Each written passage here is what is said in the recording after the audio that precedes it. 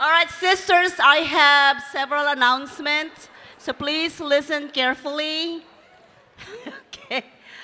We found two delegate tickets. So if you're missing your delegate tickets or ribbon, come and claim it from me. I have it. Okay? Two delegate ribbons. Also, we have a sister from California. Her name is Sarah Cooper. She is missing her purple ADK notebook.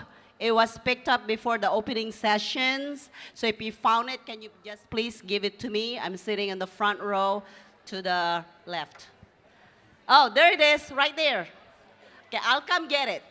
And last but not the least, once the business session is in progress, and if you need to exit the room, please use door number 1 and door number 4 only at all times. So if you want to exit and then do your business, come back, use door 1 and 4. Okay, thank you. Good afternoon, sisters. You didn't hear that, did you? Good afternoon, sisters. Please be seated. While you're sitting down, I'll make my apologies for the first regional luncheon mess-up I ever have made in my life. I put one region in a room that was too big and one region in a room that was too small. It was the Goldilocks principle. And it wasn't a well-written story, I have to tell you. But the sisters were very gracious, and I'm very grateful to the South Central sisters and the Northeast sisters for your cooperation and understanding when we had to switch rooms back. So thank you very much. The first business session of the 31st International Convention is called to order. I don't know how many times I have to do that, but I did it. Sergeants at Arms, please close the doors. Good afternoon, sisters. I'm sure there was a wide variety of experiences at our luncheons. We had two very exciting experiences before we even started to eat. How many people met someone new you hadn't met before? Show of hands. Wow, wonderful. That's what we're here for. And how many of you managed to be Minnesota nice at the luncheon? Okay, very good. I challenge you to keep that spirit growing throughout the week, to get to know other sisters, to enrich your life, and to have fun together.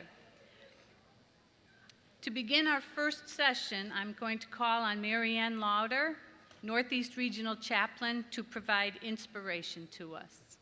Greetings to all, and a warm welcome to our International Convention's first business session. Energy. What is it? Where does it come from? When given a topic, I usually have to start with a good definition, so I sound like I know what I'm talking about. Google is helpful in looking things up, but you do have to be careful about where it can take you. I landed in many scientific definitions, such as the capacity or power to do work, the energy to move an object. Okay, this was not what I was going for. The Cambridge Dictionary was more helpful in giving two definitions for the noun energy. One, for power, offered the scientific ones, and two, suggested that energy is the power and the ability to be physically and mentally active. This sounded more likely to be what I was after, but I kept looking. Vocabulary.com was more helpful.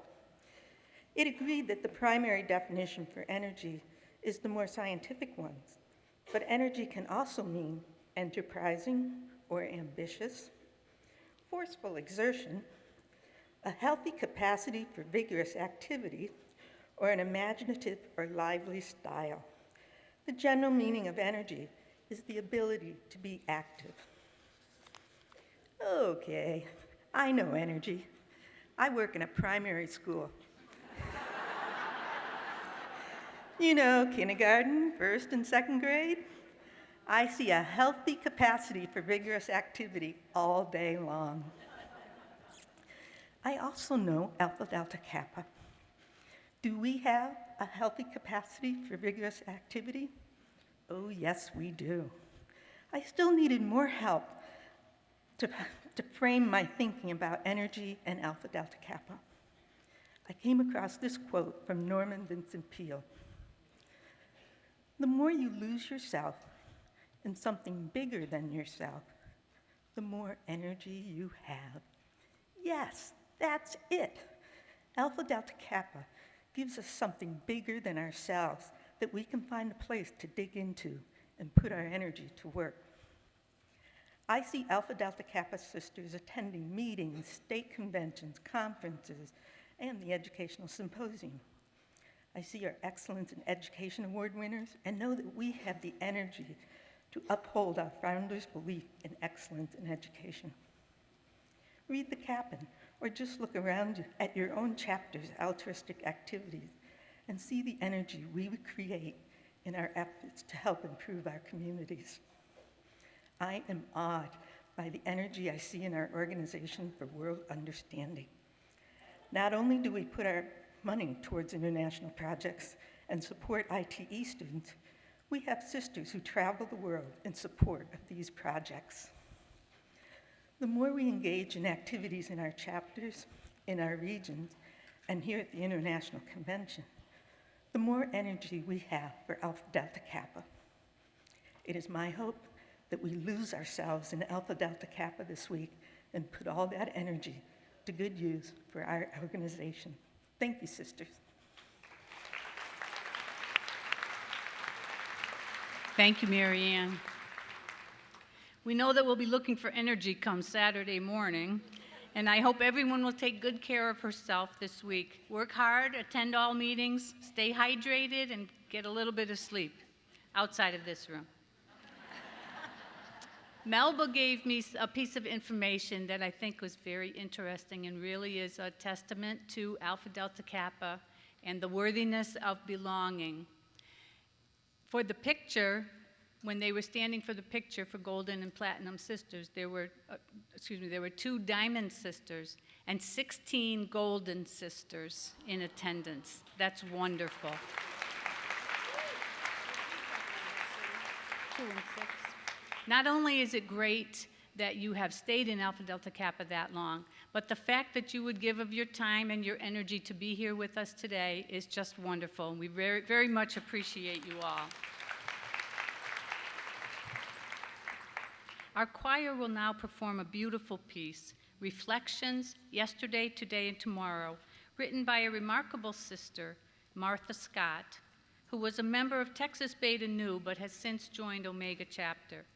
As the choir sings, we invite you to follow along with the beautiful and meaningful lyrics that will be shown on the screen.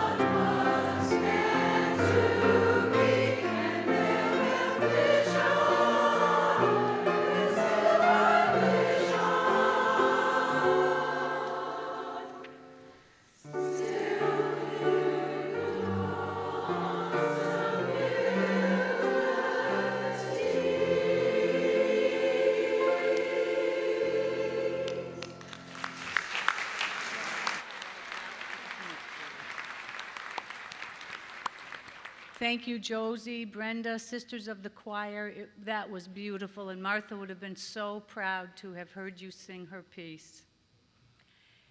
While the audiovisual team is queuing up our education in excellence, that's known as the Pippi program, I went over to talk to them this morning. They said, "Are you Pippi?" I said, "No." "Well, we have Pippi's program here." "Okay, she'll be here later." But I wanted to thank Karen Santos, who sent me that clip this morning, the GM promo for teacher educators. So Karen Santos is the Northwest Regional membership consultant, and I want to thank her for sending that. It was very inspiring, and you know when somebody says thank you to a teacher, what a feeling it creates for you.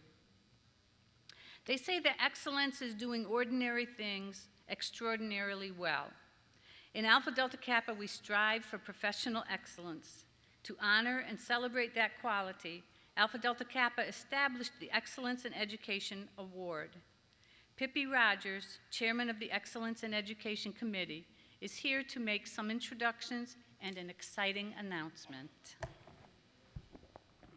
Is this for real? If you wouldn't mind waiting till tomorrow morning, Pippi, we'll just have you.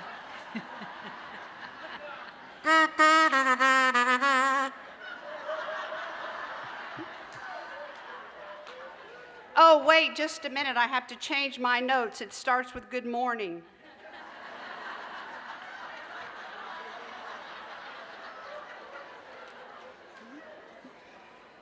Good afternoon, Madam President, and my beautiful Alpha Delta Kappa sisters. What a wonderful way to restart our international convention in Minnesota with the Excellence in Education Award presentation. Part of my responsibility is to give a report of the International Excellence in Education Committee's accomplishments during this biennium. But let's start off with the exciting part, meeting your 7 sisters who are regional recipients for this prestigious award. As they are joining me here on the stage, I want to share with you what these women have in common beside the obvious.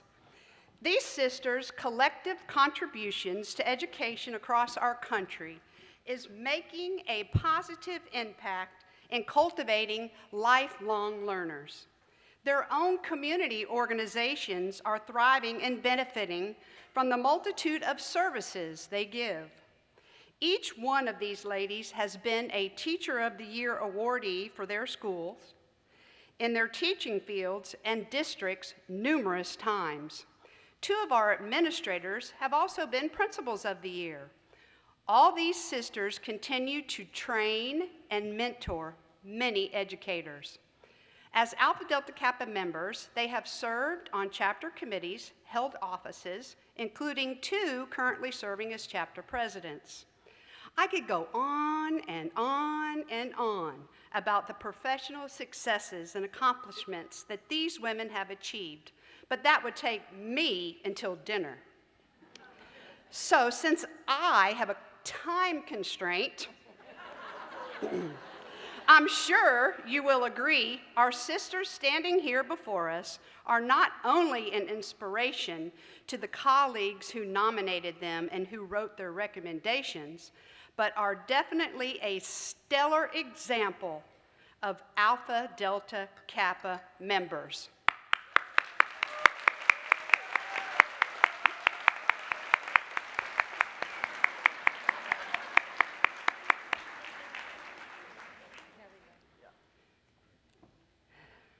Wait, not yet. Did she tell you you had to go? Not yet. Not yet. Almost. Oh, they're so anxious. They've been waiting for so long. And now now I can't even talk. And now our Regional Excellence in Education recipients, beginning with Carol Ann Drain, Mississippi Alpha Epsilon, member 7 years, Student Services Coordinator, Simpson County Public Schools. Carol has educated students in Mississippi for 44 years, retiring May 31st, 2018. Please hold your applause until the end, or you will mess up my time constraint. North Central Region, Beth Smith, Wisconsin Zeta, member 9 years. First grade teacher, Frank Elementary, Kenosha Unified School District.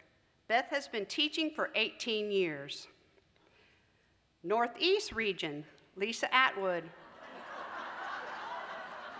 Oh, that was the good picture. You sent them to me. Vermont Alpha, 11 years. Principal, Harwood Union Middle and High School. Lisa has been an educator for 38 years.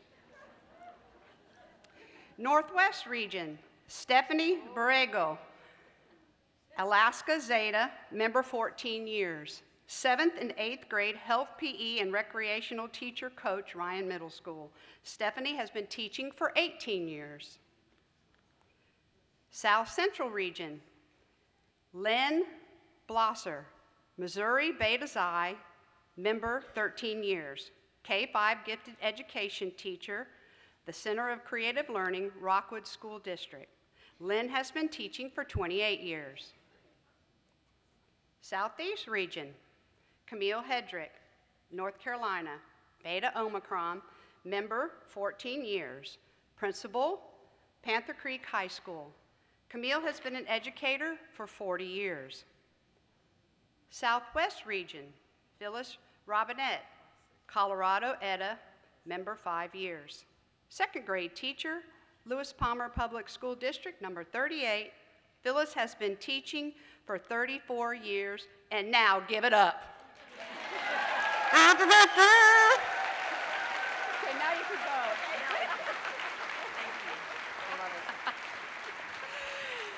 As our sisters are taking their seats to see the presentation, we will have a brief infomercial. The International Excellence in Education Awards program began in 2003. Since that time, Alpha Delta Kappa members have been recognized for their exemplary contributions to education through school, community, involvement, professional successes, dedication, and outstanding leadership. Every biennium, hundreds of Alpha Delta Kappa sisters participate in this award process. From nominations to committees at the SPN level, to the regional level, and finally to the international level. A chair plus 3 members work diligently to select strong recipients to best meet the goals of this awards program. This awards program involves a lot of passing the buck, or should we say passing the dough, so to speak. After the SPN,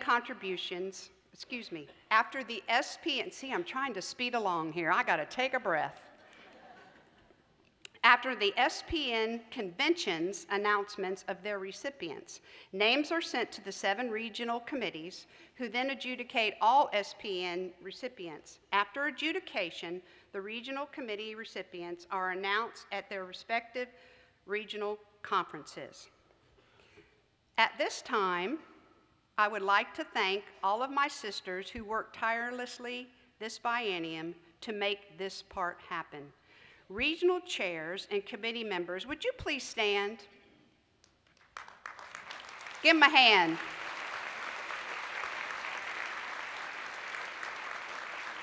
And if we have any sisters in the house who were part of the SPN committees, would you please stand and wave so we can give you a hand?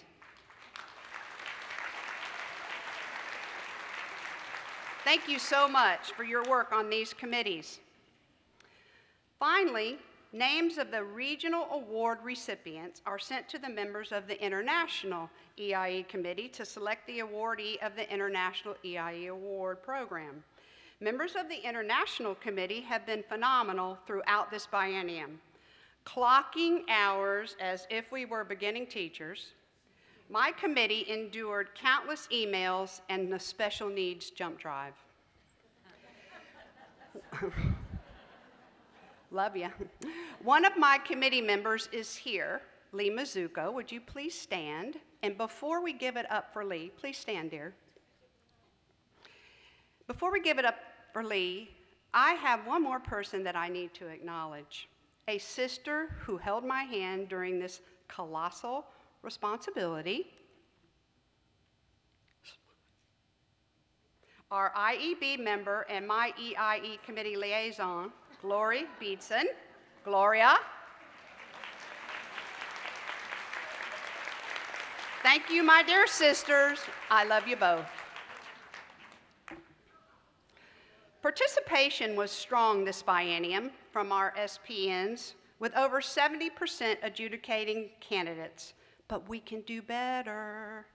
We must promote the Excellence in Education Award program. It gives our working members deserved recognition and chapters opportunities to highlight their sisters and their professional achievements and community involvement. Our EIE recipients generate positive publicity for education and for Alpha Delta Kappa.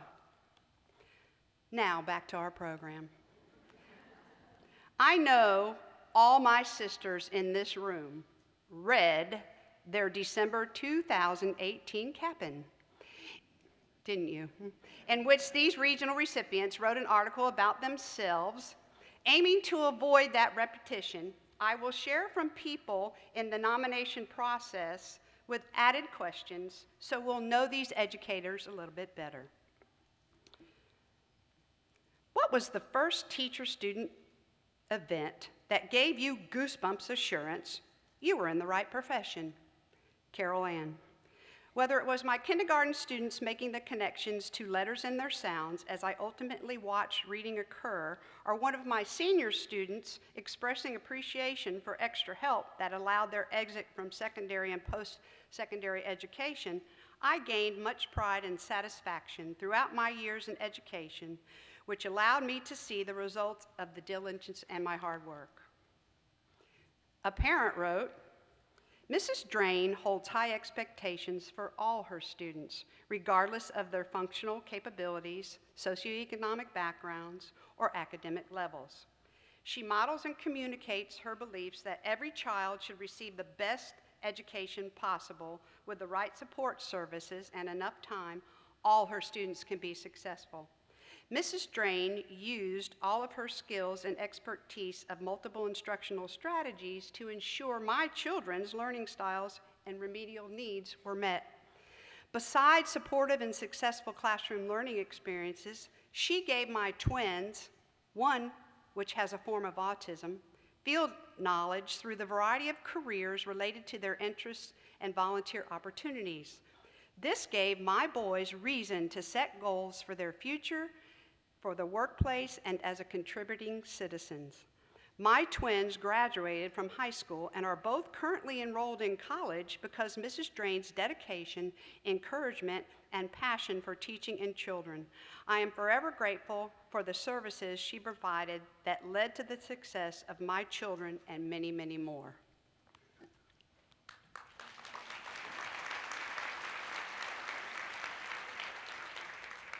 Beth, what was your goosebumps assurance that you were in the right profession? My school awards students who demonstrate quality character. One of my former first grade students received an award when he was in 5th grade. I was so proud of him for receiving this very hard to obtain recognition. I sent a card to his room to tell him congratulations. After school, he came to me and said he received my note and told me, I could have never received that award without you being my teacher. You taught me everything I know.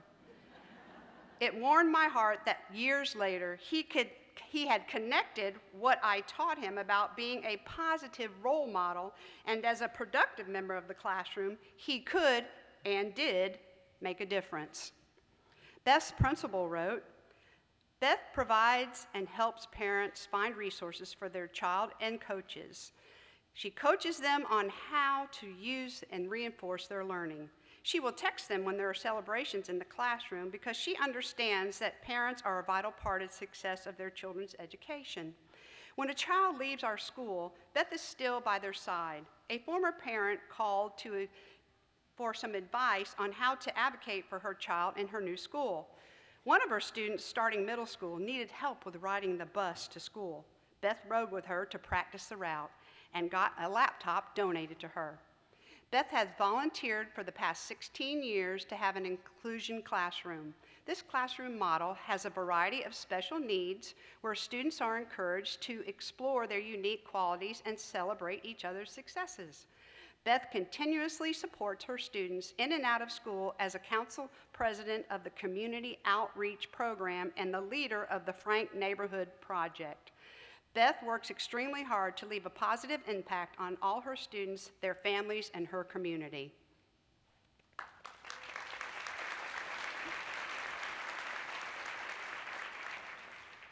Lisa, my Goosebumps teacher-student experience event was my first year as a physical education teacher. I had students on the ropes course, High Elements. It was a full morning of individual and group challenges. One 7th grade female student decided to attempt to leap to the trapeze. She made a 40-foot climb up the tree to the perch pretty easily and then froze. After 10 minutes of encouragement from the group, she stood and prepared for the leap. As the person operating her safety line, she called to me, asked if I had her. I told her I did and that she could do this. She hesitated and then leapt. She did not catch the trapeze, but she tried. She committed, she trusted herself to let go. When her feet hit the ground, I gave her a hug and helped her unclip from the safety line. She looked me straight in the eyes and said, I'm going again right now. I can do this. I am going to get that trapeze. 3 times later, much later, that morning, she got that trapeze. Catch or no catch, I knew at that moment this is what I needed to be doing. Lisa's colleagues wrote, shortly after beginning teaching in public high school and middle school education, Lisa became known for all she was willing to do to support her students. She recognized the need for adolescents to strive and to do their personal best both socially and academically. They needed a way to challenge themselves and to nurture respect for each other. So Lisa developed the rigorous ropes course. Always keeping students' needs at the top of her agenda, as a principal, she has successfully implemented significant school change and has transformed her school as a highly recognized learning institution throughout New England. In 2016, she guided her entire school population and community through a horrific tragedy of 5 students' deaths. Lisa coordinated all trauma experts and resources. Her mindset, energy, and determination was to move her faculty, staff, and school community through this tragic car wreck and create a climate to foster a school community healing. Her relentless commitment to succeed has allowed us to all grow immensely while nurturing the students and staff climate that transforms learning. Lisa comes to school every day filled with optimism and a smile on her face.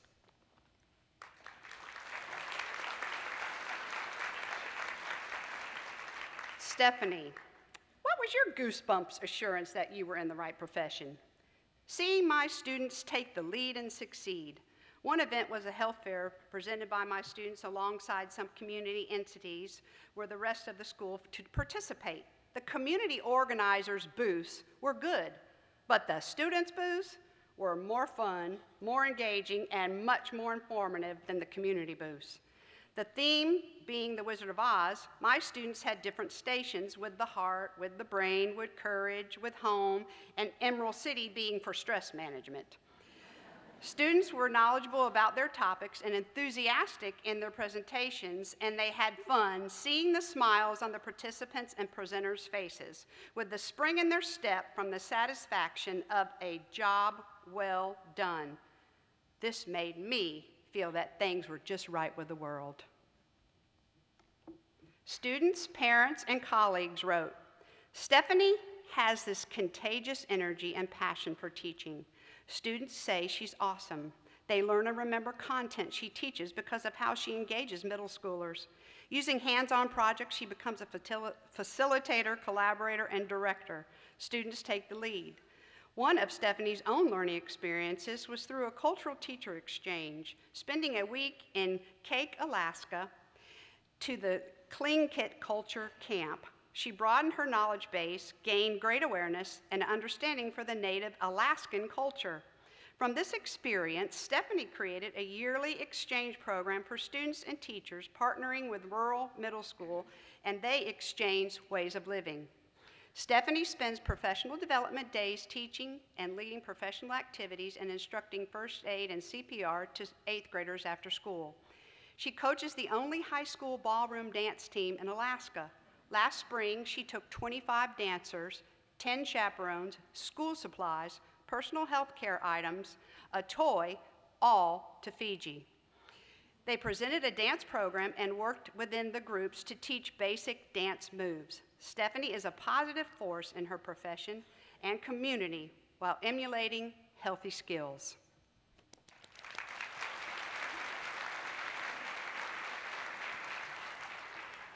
This is Lynn's goosebumps experience and assurance that she was in the right profession. As a little girl playing school in the basement, I always knew I would be a teacher. Moments that reaffirm my calling are when current and former students share with me how I touched their lives or made an impact. When I first started teaching in 1991, a student named JP loved art and always signed up for the art electives I taught, such as Are You My Mummy class. He was also one of my first students identified for the gifted art component that I had created. In 2003, during the last week of school, I received a card. It read, "You may not remember me. I haven't been in your class since 5th grade. You taught me everything there is about art by telling me to draw what you see, not what you know. I hope you still tell your students that today. Next year, I will be leaving to go to school at the School of Architecture and Urban Design at the University of Kansas, Lawrence. Thanks for all you have taught me to teach myself. Sincerely, JP, class of 2003. This reminds me that everything a teacher says or does with kids has a huge and lasting impact." A parent and colleague wrote, "Lynn is a dynamic, outgoing, and reflective practitioner. Lynn takes the time and makes the effort to know each child as an individual. This permits her to personalize learning so her students can explore their potential and take risks. She creates a positive environment of critical thinking, problem solving, and collaboration for students' growth through art component Lynn developed as a lead teacher of art education. Lynn is an innovative leader at school in her district and beyond. Her rapport with her fellow teachers challenges us to learn more and incorporate best learning practices within our own classrooms. Lynn is instrumental in the creation of an ongoing support in our district for the National Board Certification Program. Missouri certified 48 National Board teachers last year, and 22 of them received Lynn's assistance and support. Lynn brings a unique perspective to learning and her profession. Her enthusiasm for academic excellence is contagious to all who enter into her orbit."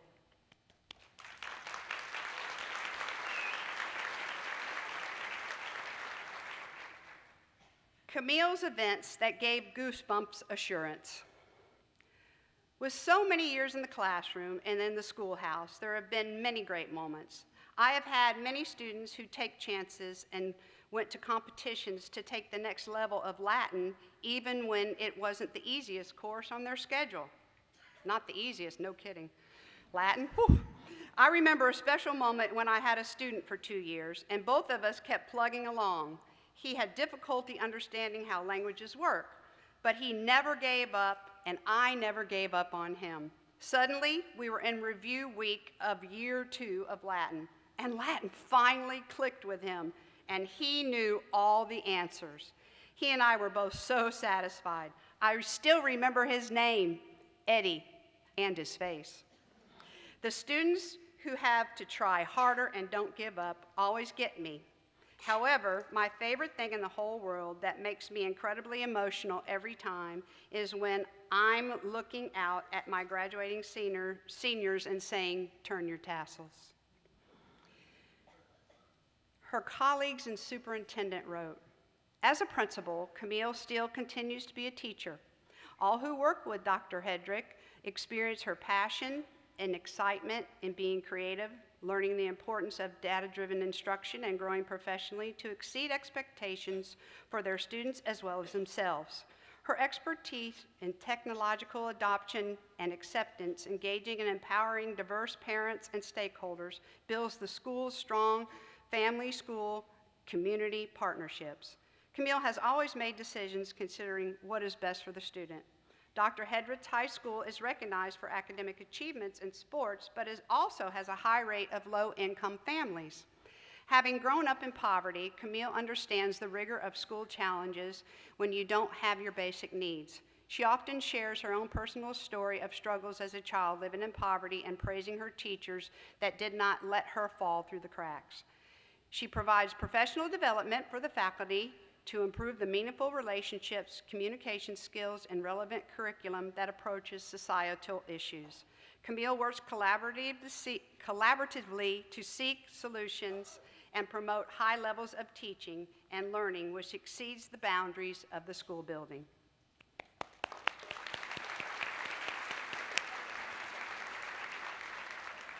Last but not least, Phyllis, what was your first teacher-student event that gave you a goosebumps assurance you were in the right profession? I never had that moment.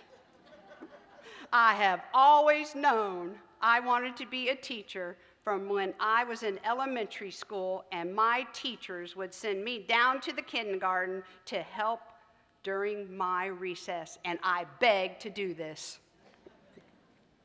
Her colleagues wrote, "It is evident how dedicated Phyllis is to education and her job, beginning with her execution and planning of each student's individual learning style.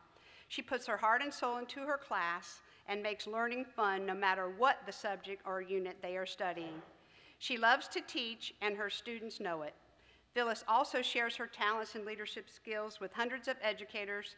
She is Pikes Peak's president of the association. This regional position has Phyllis supporting 22 plus other school districts through the association's work. Early in this job, she saw funding for many of the 22 districts for professional development did not exist. Phyllis recently secured a Great Schools public grant and now has created the Pikes Peak Center for Teaching and Learning and Public Education. This center is designed to provide resources for critical comprehensive training and mentorships to ensure student successes. Phyllis's innovation, strategies, collaboration, and planning put into motion her passion of providing quality, low-cost, accessible training for educators across numerous school districts. She truly represents teaching beyond the walls of the classroom."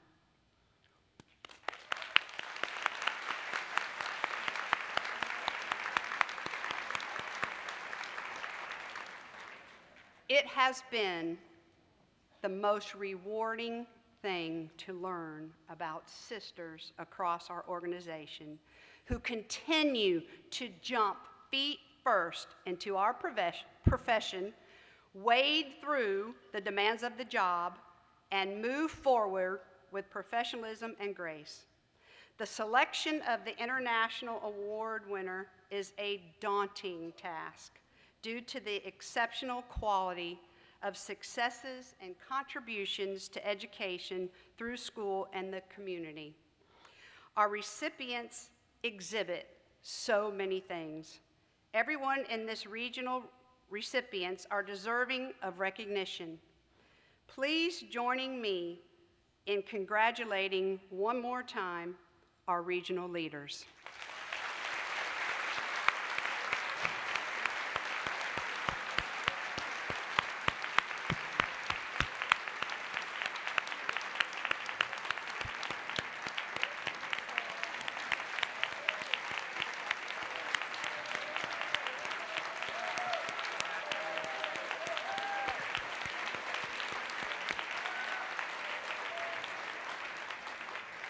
What do you mean time's up? Really? Sorry, tomorrow, Pippi. After reviewing each component on the adjudication form for these outstanding candidates, the 2017-2019 biennium International Excellence in Education recipient, Camille Hedrick, North Carolina, Beta Omicron.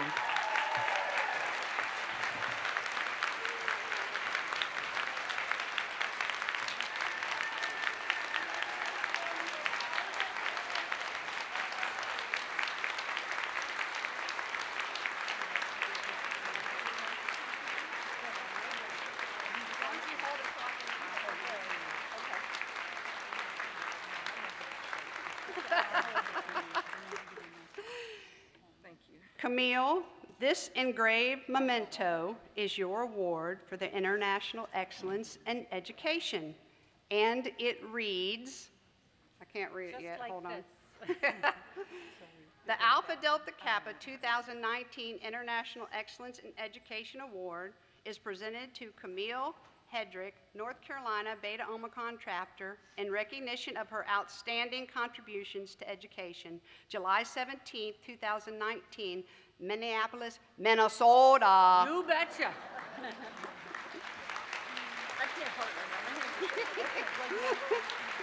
So hold it for me. Okay, just a minute. And it carries with a monetary, oh, Pippi, come on. And it carries with it a monetary gift of $5,000, $2,500, which will be mailed to your school, and $2,500 for you to enhance your own educational endeavors or whatever. So now I'm going out tonight. Party! Congratulations, Camille. Would you like to say a few words? I've got this right How many here. minutes do you want to give me? 3 minutes? Yes, 3 minutes. Right here. You have to Go ahead hold this. if My you want hands to are do shaking. that. Okay. Yeah. Sure, go ahead. She's holding the award because my hands are shaking.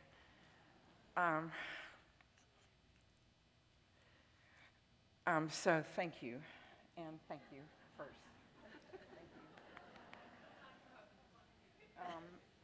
I want to tell you how humbling this is. I'm looking at these women, and I'm thinking, I want to be all of them, and I want them to work in my school. And I'm thinking about all the people who must have spent all the time that they spent in reading and working, because I'm on scholarship committees, and I know what work and effort this takes. And that's the thank you, because it would take a lot of time to name all the names. And the humbling process of this is incredible, but it's also empowering, and it's amazing to look at you and to recognize what power and what efficacy and effectiveness I'm looking at right now. We are the ones who get it done in our buildings, in our school systems. You are amazing. I told the story at the Southeast region about when I moved from Virginia, Beta Iota, to North Carolina, and how it's hard to move states. And I didn't have any friends, and my first friends were when Virginia reached out to North Carolina, and those are my first friends, Beta Omicron, and they're here today. And I didn't have anybody, and we do that. And they don't ask for any spotlights or anything. We do that all the time for people. Every state, every chapter does that for people. And we build schools, and we give scholarships, and we run after tutoring programs, and we put all our money together to take care of our children and the families of our children. And we don't tweet it out. We don't ask for attention. We just do the thing that has to be done. And then later, some of you know, my husband passed away 3 years ago, and he ran a large school, and I ran a large school, and it was hugely public. And my sisters showed up and took over my house. And my biological family said, "Who are these people?" And I said, "Don't worry, they have background checks." So we have a lot of babies. And so everybody started handing off the children to the ADK sisters, and they ran my house for a week, and they held me up, and they held my family up. And that's what we do. And we never ask for recognition because we do what has to be done, because we're those kind of people. And we do that for educators in every city, in every state, and we've been doing it for 60, 70 years, something like that. Yeah, 72 years. We do that everywhere because we have courage and we have heart and we believe in this profession. And we are the ones who are going to probably hold the profession together because we're the ones who do this. And we've been talking about stepping outside our comfort zone. Am I down to 1 minute? Stepping outside our comfort zone. And about 3 months ago, my district called and said, we had a school that was struggling. It shouldn't have been. It's well-resourced, not my school. And they asked me to go take over the leadership because their leadership had not walked out in a bad way. They were starting another school, and it was more than it should have been. And the school was kind of falling apart. And I said yes, because I knew I had support behind me, but it was also the hardest thing I've done in a really long time. And we had 40-some vacancies to fill. And all of y'all know how bad that is, right? And without, I'm not saying it wasn't hard, it's been a lot of effort, but it hasn't been impossible. And I would have somebody at church say, hey, I know somebody who can fill your blank, or somebody at the grocery store would help me fill it. And people started walking away from great jobs in other schools to help me fill it. And Monday, I had a young woman walk in, and on one of the last vacancies I had, somebody got a promotion, was AU4, which in North Carolina is autistic severe, and you know I'm never going to fill that vacancy, right? And she said, I heard your story, I heard what's been going on, and I graduated from here, and I can teach AU severe. And I thought, yes, let me interview you. And it turns out that there is an ADK presence on this school campus. So you know, that's the only network I've got. So you know who's been working behind the scenes. And we have filled all these vacancies in 3 months in the school that was in need of healing. And the rest of that story is, yeah, it's outside my comfort zone, and it's not the school that I loved, but I will love it because it's also the school where my husband was principal for 9 years. So this is what ADK does. And one of the family members talked to me the other day, and he said, you know, the community thinks you're magic. And it's not me that's magic, it's ADK that's magic. So that's what I want to tell you. And thank you, thank you, thank you, thank you. Thank you.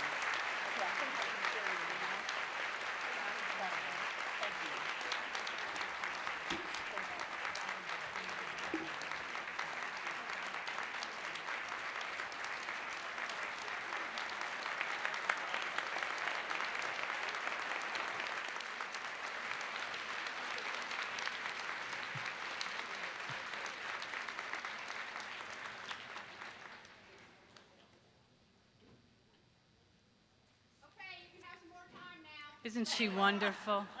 Isn't she wonderful? She said, I think I kept it to under 20 minutes.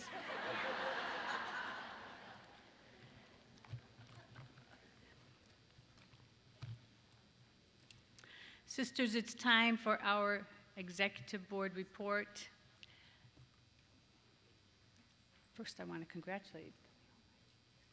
Yeah, okay, I want to congratulate Camille. You know how somebody will tell me a name, I spin around once, I forget what the name was, so I just had to check and make sure that I didn't call you somebody else. Harriet, congratulations.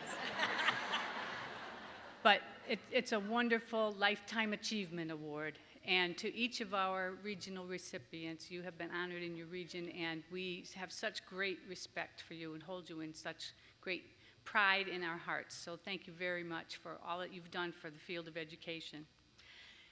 So now it is time for our executive board report, but before I turn over the microphone, I want to be sure to emphasize something that I really think not too many members realize, and that is the contributions made to Alpha Delta Kappa by our International Executive Board Chairman, particularly this one, Anne Marie Brown. Anne Marie is a master of bylaws and resolutions, of policies and procedures, and of each of our governing documents. A diplomat extraordinaire, logical, decisive, and brilliant. We have been so fortunate to have her leading our executive board through financial decisions, policy approval, and organizational change. Here to introduce past IEB chairman and to present the executive board report is Wonder Woman herself, Anne Marie Brown.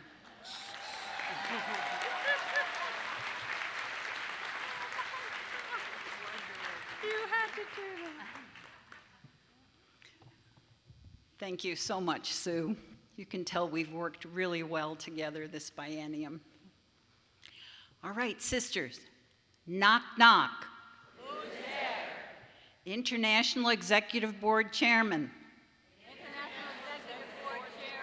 Boom. Okay. Thank you for that question. It has become a tradition for the current Executive Board Chairman to introduce the past Executive Board Chairman who have come before her. So it is my honor to introduce the past IEB Chairman. Would you hold the applause, please, until I've announced all of these fine members. With the Executive Board Chairman, please remain standing, if able, when I call your name. Thank you. In reverse chronological order, starting with the most current Executive Board Chairman, Barbara Stanfield, 2015 through 17. Barb has been an advisor to me with my transition to board chairman. Thank you for your mentoring. Unfortunately not in attendance, Yvette Bender was chairman 2013 to 15 when I first served on the IEB as a 2-year board member. Present is June Carpenter, 2011-13. Then we have Linda Rissell, 2009 through 11. Kathleen Learn, 2007, 2009. Jane Stringfellow, next in line, could not be with us. Janine Anderson served as board chairman 2003 to 2005. 58-year member Jane Painter is absent. Then we have Ellen Roderick, 1999 through 2001. Rosemary Weddington is absent, but Janine Segrin is present. Having served as chairman 1995 through 97. As you've heard, Mamie Chin was to be here, but is not able to attend. Mamie also served as a grand president, you heard that earlier, but she was the executive board chairman of the, in 1987 through 89. Mamie served as chairman right after our founder and executive director emeritus, Agnes Shipman Robinson, died on April 27th, 1987. Mamie's leadership brought Alpha Delta Kappa through some uncertain times. Now, please join me in thanking these ladies for their leadership.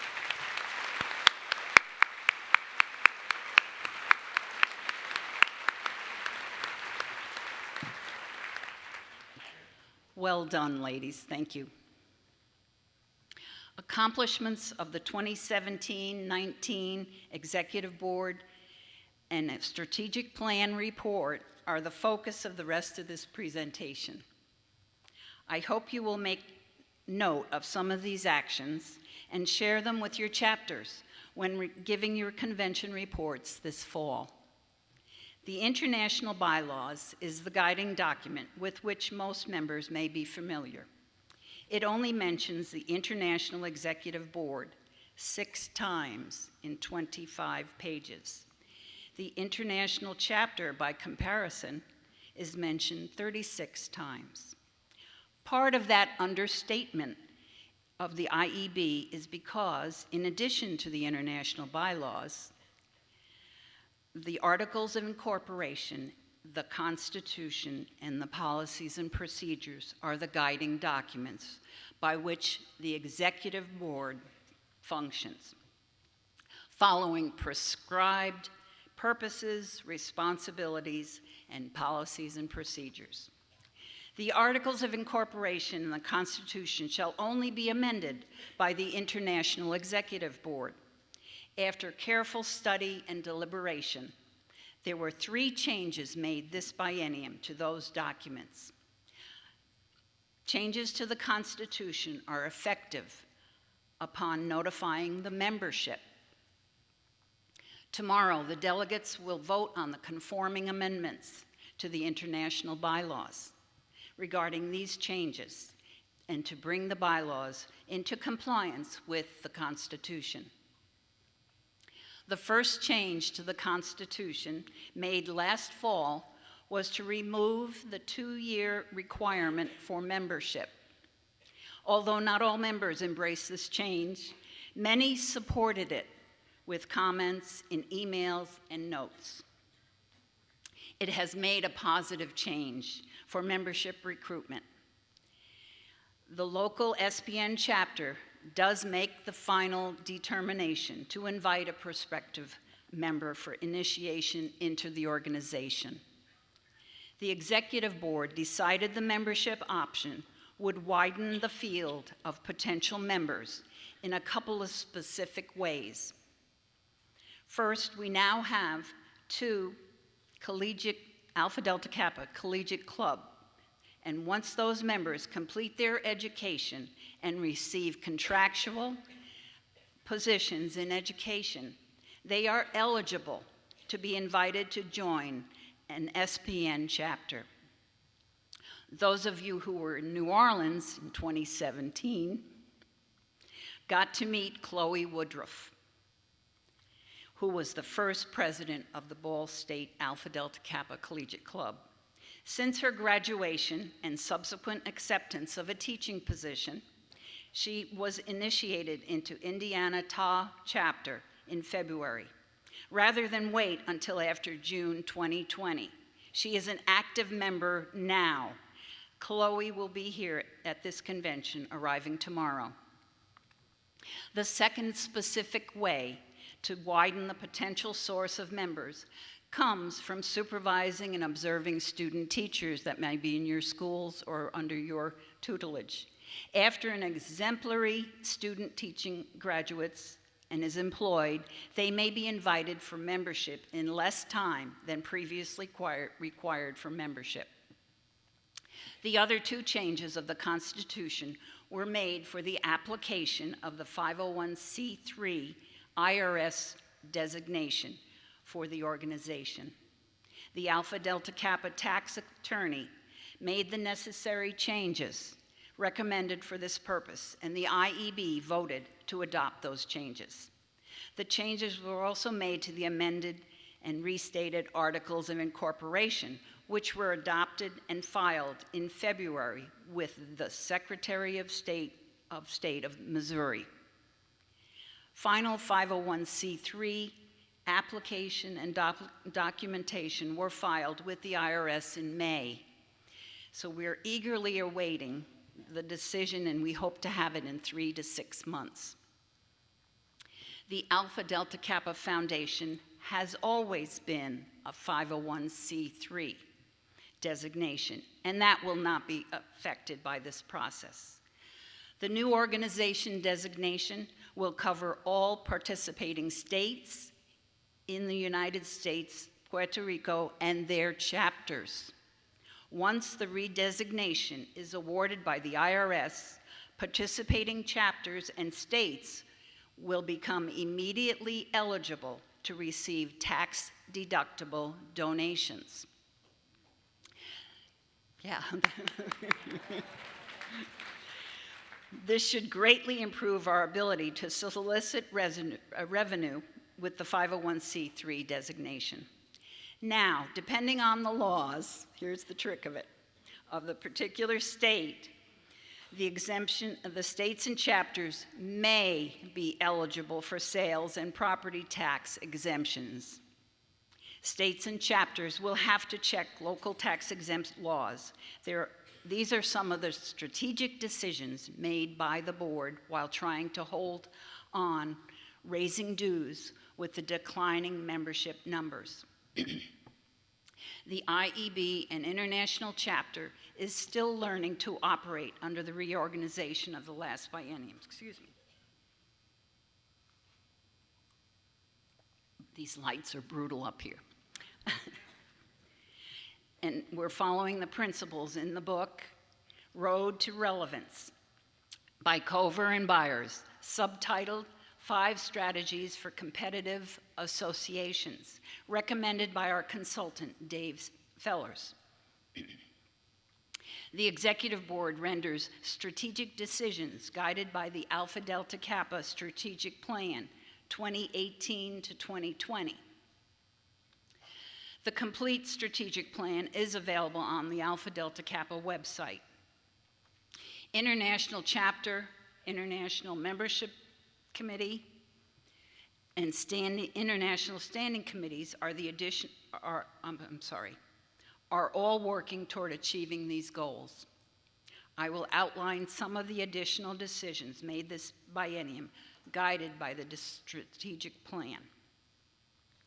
On the screen, you will see Goal 1, Educational Programming and Professional Development. Excuse me. Toward achieving Goal 1, there was an effort to have 50% of our learning sessions for the Educational Symposium at this convention feature educational content to satisfy some of the objectives of this goal.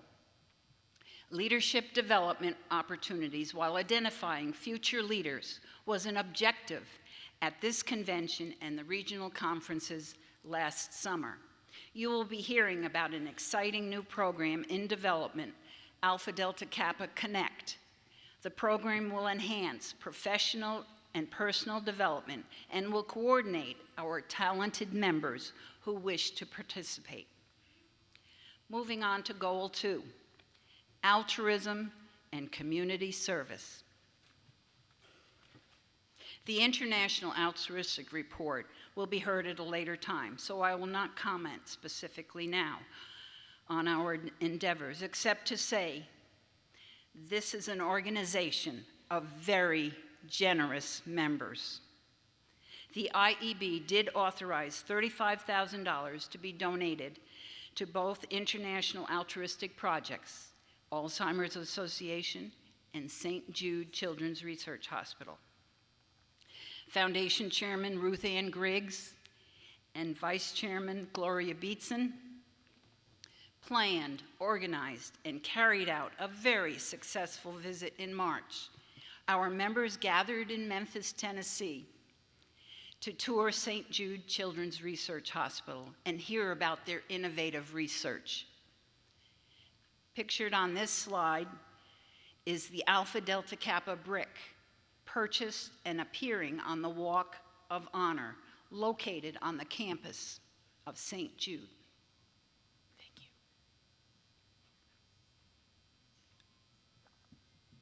Scholarships and grants are a major part of this goal, and starting next summer, the board voted to grant the 7 Regional Excellence in Education Award recipients $500 each. Sorry, ladies.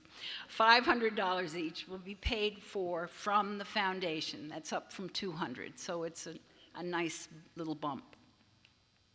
The International Teacher Education Program will be featured at the Educational Symposium on Friday. The ITE scholars attend the IT weekend in Kansas City in November of even-numbered years. Plan to attend for a more personal exchange of global ideas and experiences with all the scholars.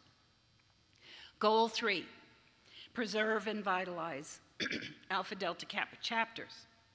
Strategic changes included the introduction of the e-blasts from headquarters, issued the 2nd through the 4th Fridays to any member with an email address. Be sure to check the online directory to make sure your email is current. I hope you have found these useful in receiving information as an effective and timely way to keep you, our members and chapters, informed. There may have been changes to forms for reporting at many levels. Always check the website for the most current forms. After convention in August, headquarters will be emailing the chapter officer supply packet, and it will be available on the website. An updated officer's calendar is also available. Emailing information and packets like this are reducing the costs of postal mailing for the organization. Goal 4, membership recruitment retention programs. Thursday, you will be hearing a membership report from Paula Davis, International Vice President for Membership. The members of IMC have worked tirelessly this biennium on strategies to increase membership. Retention is a key part of membership. The chapter programs should engage your members so they are excited to come to a meeting for innovative and interesting educational and personal programs. Organization-wide, much of the gains through recruitment and reinstatement are lost come May 1, with suspensions of members for non-payment of dues. If the suspensions could be reduced, we could show a gain.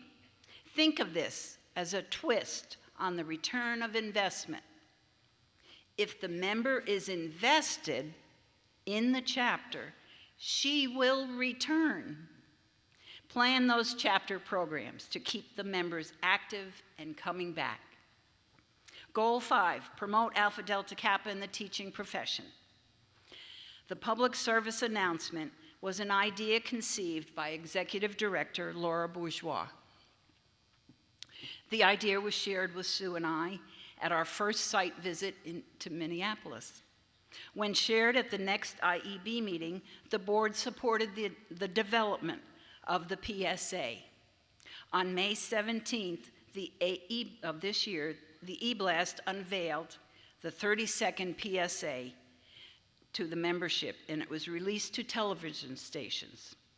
As stated in the E-Blast, in an effort to bring and to keep more people in educational profession, Alpha Delta Kappa is partnering with other educational associations in sharing resources to encourage, train, and support potential educators. Let us watch and listen to the 30-second video.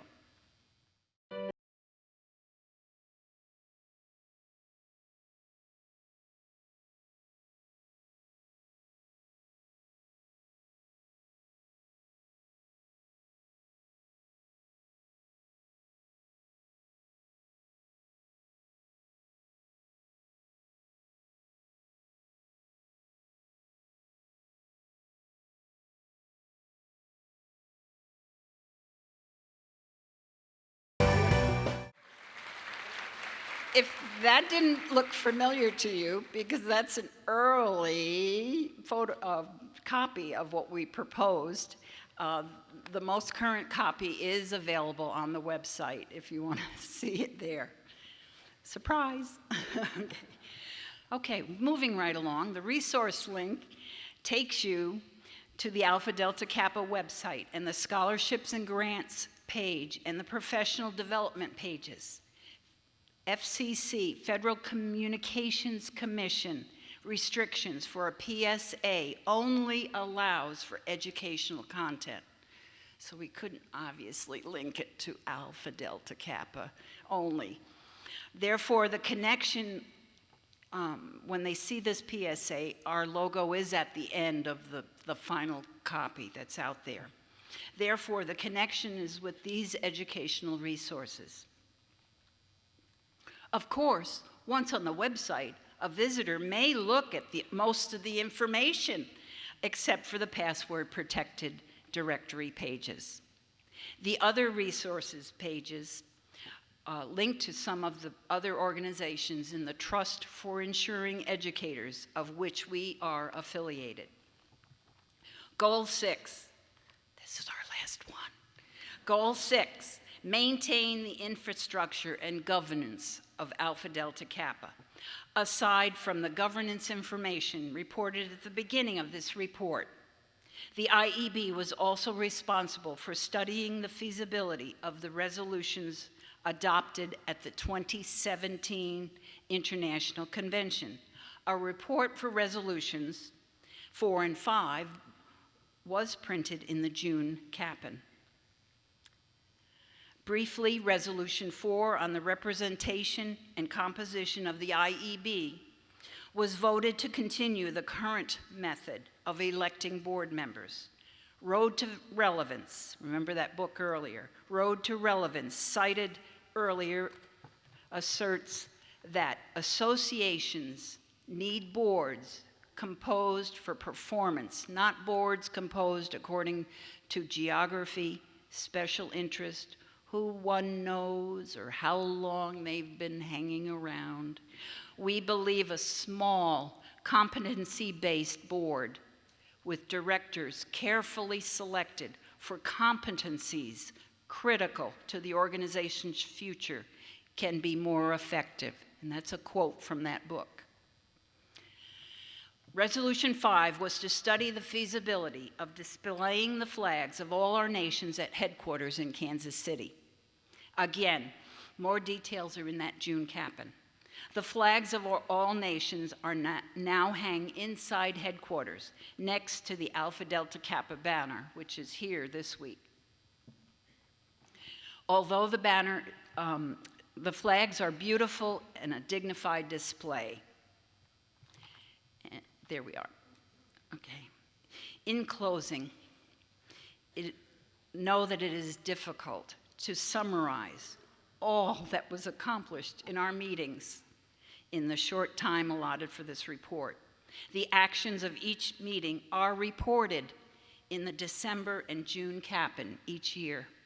Please look for those International Executive Board, Foundation, and International Chapter actions. And thank you for your attention.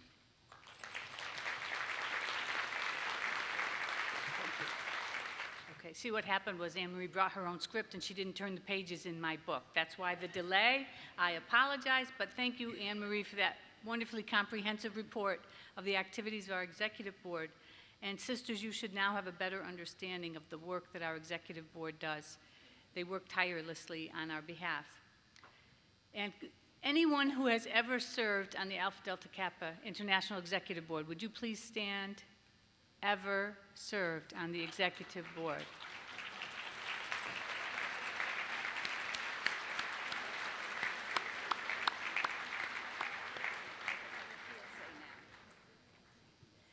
Thank you. You may be seated. All right. Well, now a report from a very busy committee about an exciting aspect of Alpha Delta Kappa altruism. In Alpha Delta Kappa, world understanding goes beyond simply learning about the peoples of the world. It embraces action toward change, change that will impact the lives of others. One of our past international presidents, Jacqueline Lougheed, was a visionary woman who embraced change as a necessary part of progress. Honoring her broad awareness of 21st century universe of promise, our foundation has featured a Jacqueline Lougheed World Understanding Lecturer at each convention. It's my pleasure to ask Robin Miller, Chairman of the International World Understanding Committee, to come forward and present her committee report, after which she will introduce our very special World Understanding Lecturer, who will speak to us about the culture, community, and concerns of daily life in Haiti. Please welcome Robin Miller and Melissa Young.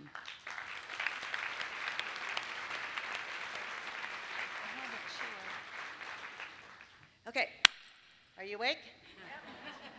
Okay, I love Anne Marie to death, and I love all that data, but you gotta wake up. Okay, you ready? Here we go.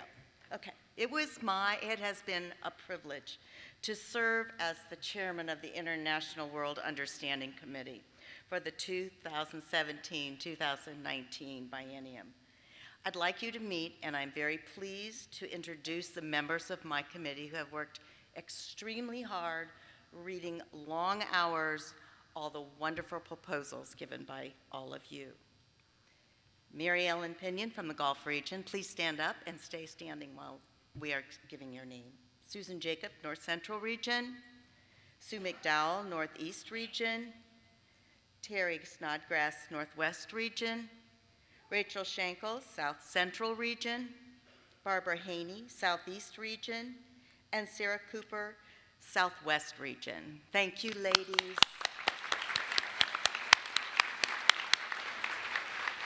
Now I'll read really fast. Okay. All right, so I'm going to read this really fast. Everybody ready? Here we go. During this biennium, the International World Understanding Committee has reached out to regions, states, and chapters to promote world understanding. Each member encouraged the appointing of world understanding, the chairman at each of these levels. In addition, they submitted articles in their regional newsletters, encouraging involvement. They were engaged in conducting workshops and book discussions at their regional conferences. Many of them even spoke at their chapter meetings and state conventions.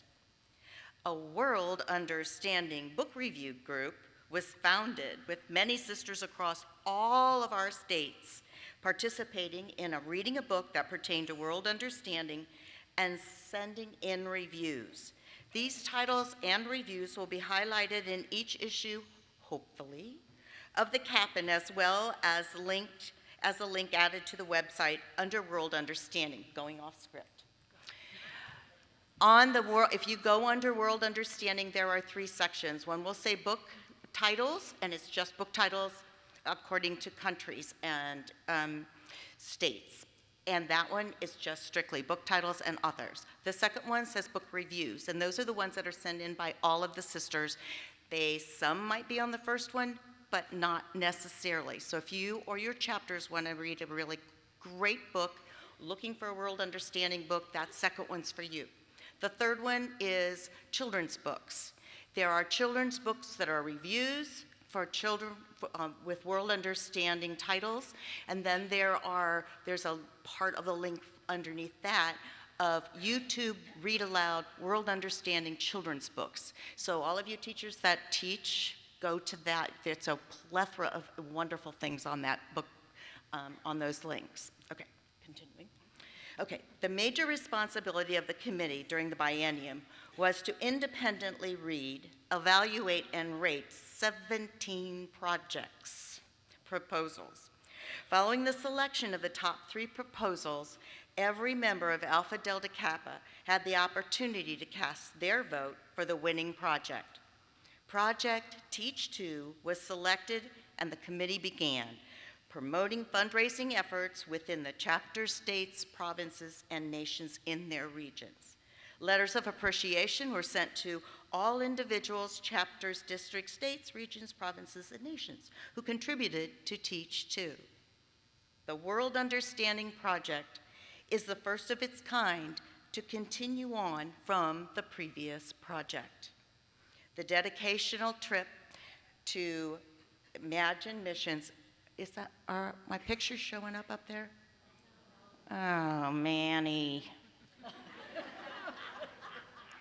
All right, well, I'll get them out sometime. You can come to my session, it's number 18. The dedication trip to Imagine Missions took place in March of 2018.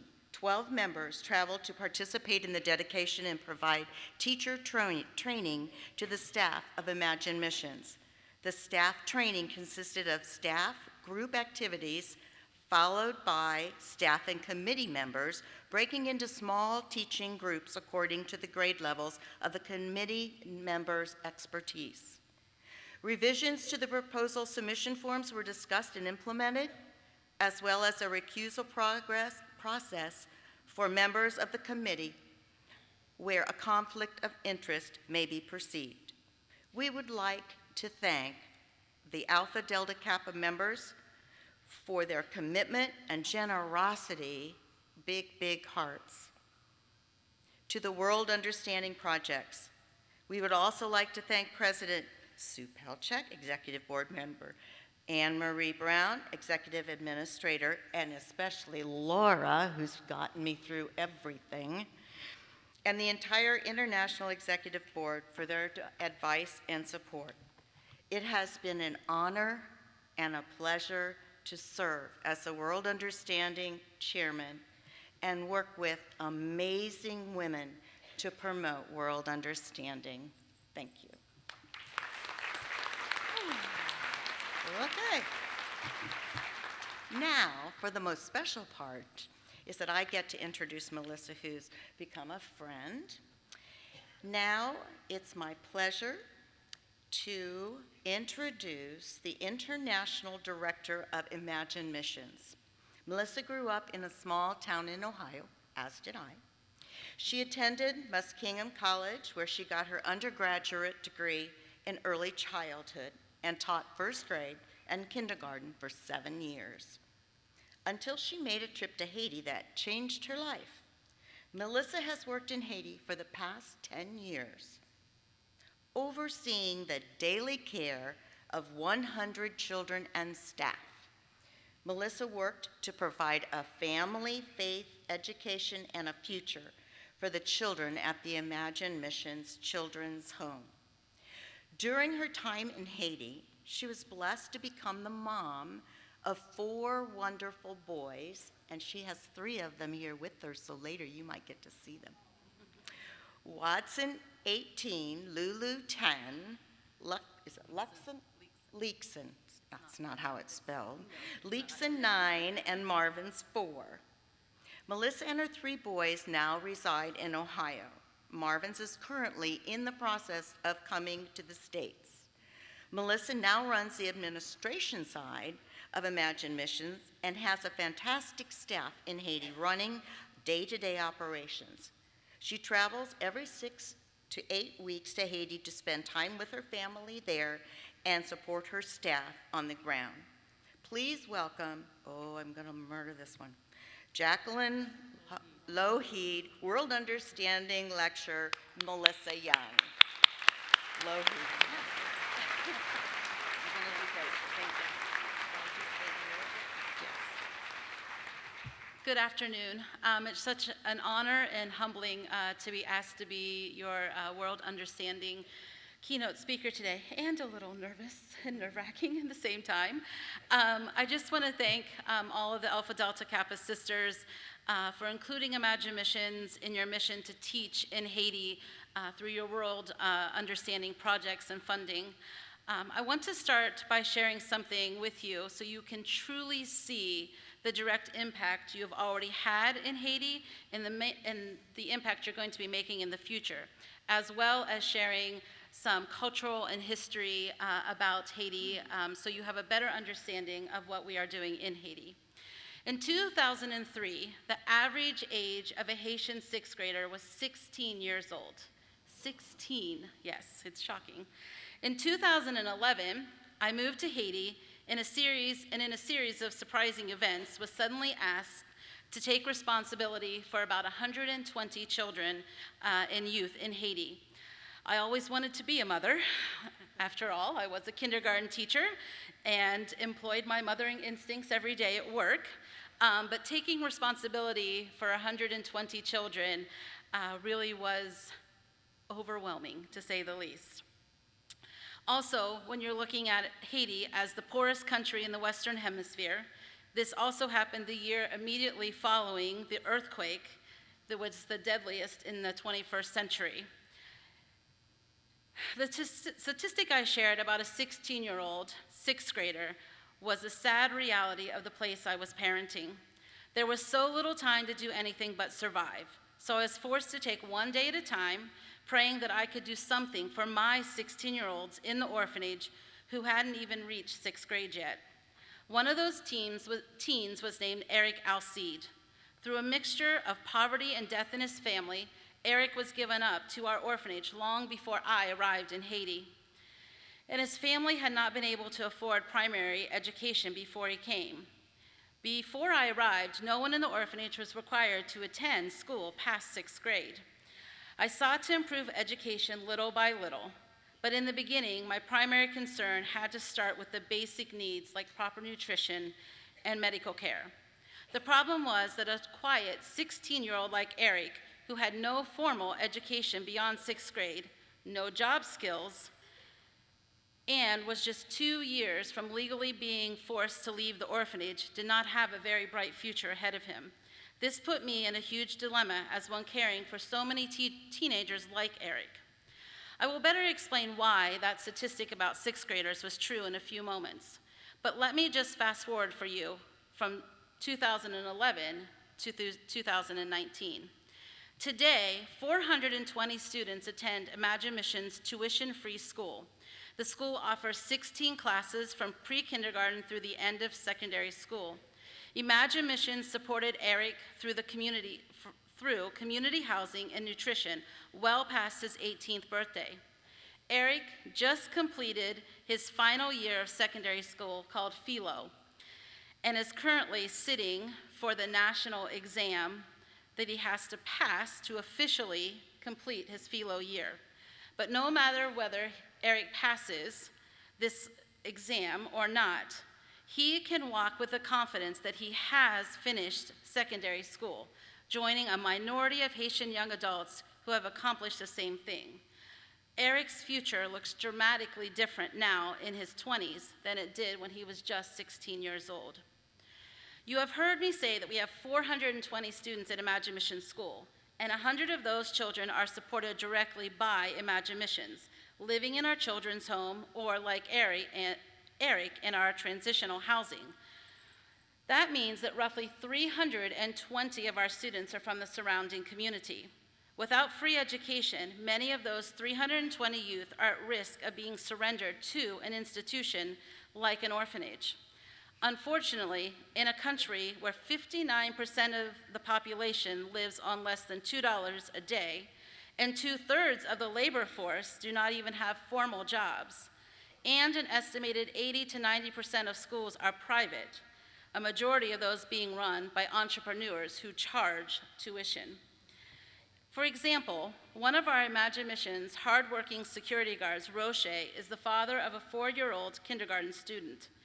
Because his small family does not live close to the orphanage, Roche has to pay $300 US a year to send his daughter to school. This is an incredibly high ratio of tuition costs to the average wage of $2 a day that parents are forced into. Many children who attend our school do not even eat more than 1 meal per day, and we suspect that some of them may only eat every other day. And that is at our free school. When parents are forced to choose between feeding, clothing, and schooling for their children, the most basic needs are naturally prioritized, just as I experienced when I first took responsibility for these 120 children. The number of orphanages in Haiti has risen, more than doubling after the 2010 earthquake, and many offer to cover not only the basic needs, but also education. Although we know that remaining with their families is ideal for social, emotional, and cognitive development, loving parents often give their children to these institutions believing that education that they will receive there will be a better life for them and for their future. Unfortunately, the quality of these institutions and their schools is often unregulated or run apart from the national standards that Haiti government officially requires. Thanks to Teach, Grant, and the Imagine Mission supporters, we offer free, high-quality, accredited education to 320 local students, so parents are not forced to make this choice between educating their child and keeping them fed. The Teach Grant has allowed us to continue to train, educate, and affirm the children of Haiti by both those that live inside the orphanage and those that live in our surrounding community. Teach, too, will allow us to transform more teens and young adults' stories to be more like Eric's as we transition to open opportunities for them. Because we believe in Eric, Eric was not only able to complete his education and training, but to serve as a mentor to young children. Though Eric is one of our young adults who has demonstrated good character and in seizing every opportunity that has been provided, we also know as educators that a school is a character-building experience. One of our third grade teachers in Haiti, Madame Claudette, once explained in an interview that education allows our society to be changed. It's how we learn to treat our neighbors. Because of teaching, our students know how to live life. They learn that they cannot throw trash in the street, to take care of the world God has provided them, and how to share with friends. Our secondary school English teacher, Oscar O'Reynolds, has repeated that education is the key to the country. We have more young adults in our care in our community who, like Eric, are ready to take advantage of every opportunity provided them. Today, as we take a look at Haiti's history, its culture, and the current educational challenges, I invite you to imagine with me the transformational impact you and we can make on the community of Despinosa, Haiti through the Teach To grant, as we fill our community with educated role models who have hopeful futures like Eric. Education is the key to change in Haiti. Years looking towards the future for my kids in Haiti has taught me that I must first understand why Haiti struggles with its current challenges. Alpha Delta Kappa has demonstrated the importance of helping the world through grants like Teach and Teach To, while seeking to understand the world they are helping. I think my Alpha Delta Kappa sisters who have traveled to Haiti to visit us would agree that in many ways, the US and Haiti feel like two completely different worlds. This past year, we were inspired by your fellow Alpha Delta Kappa sisters from California to start an Imagine Missions book club so that myself, my board, and our Imagine family and supporters can more actively educate ourselves on Haiti and doing effective work there. Much of the brief history I will take you through as was well laid out in the book, The Big Truck That Went by Jonathan Katz, a former AP writer in Haiti. Haiti was originally inhabited by the Taino people, who gave Haiti its name, meaning mountainous place. Sadly, within a century of discovery of the island of Hispaniola by Europeans, the Taino people were essentially wiped out through murderous and enslavement. In 1697, battling colonists divided the country, with the Spanish-occupied portion and the French-occupied portion. The French imported African slaves to grow sugarcane and coffee, and over a century of rule, about 1 million slaves were brought into the island. The enslaved were not educated well, while the children of the slave owners were first tutored privately and then sent to France for their educations. Few schools were established. During this time, the language of Haitian Creole was developed from a mixture of French and African languages. In 1791, during the French Revolution, the Spanish and the British invaded Haiti. It was at this time that the black insurgents, led by a former slave named Toussaint Louverture, were able to play invaders off of each other. This ended the racial slavery in the colony. In 1804, when Napoleon tried to invade Haiti, the people stood up to him and declared their independence. Haiti was the first ever independent black republic. Although by that time, years of war had demolished any educational infrastructure that did exist, Haiti's first constitution did declare that primary education should be compulsory and that state education should be free at every level. It also declared that an open door policy for education, meaning private schools could be established. Haiti experienced great hardship even in the beginnings as a nation ruled by black people in an age of ongoing US and European slavery and racism. They were embargoed and denied recognition by the US. Throughout the 19th century, Haiti was forced to make payments to France for lost property, which leaders paid in hopes that it would finally lead to their country's recognition by world powers. Despite these hardships, Haitian culture was largely developed out in the countryside, where a majority of Haitian people farmed rice in the valleys and pigs in the mountains. A pattern of new presidents was quickly overthrown repeatedly until 1915, when the U.S. invaded Haiti to oppose a group of peasants who were against the U.S. Americans then occupied Haiti for 19 years. A huge issue was that the educational system in Haiti, up to that point, was based on the idea that French was superior to Haitian Creole, the language of the average Haitian. French culture was also emphasized in classic education, and little emphasis was put on practical sciences. Learning was generally based on rote memorization, and the less the teacher understood, the more this practice was used. That remains true today. Many lessons are taught based on reciting statements a teacher makes.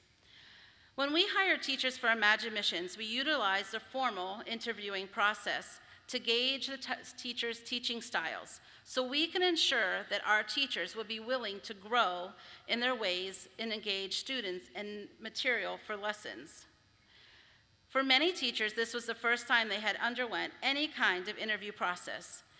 We have continued to seek partnership with ADK in providing teacher training to help our teachers develop and grow. It is estimated that more than half of the teachers in Haiti lack the adequate teaching training or have no training at all. Language was not only an issue 100 years ago, but still continues today.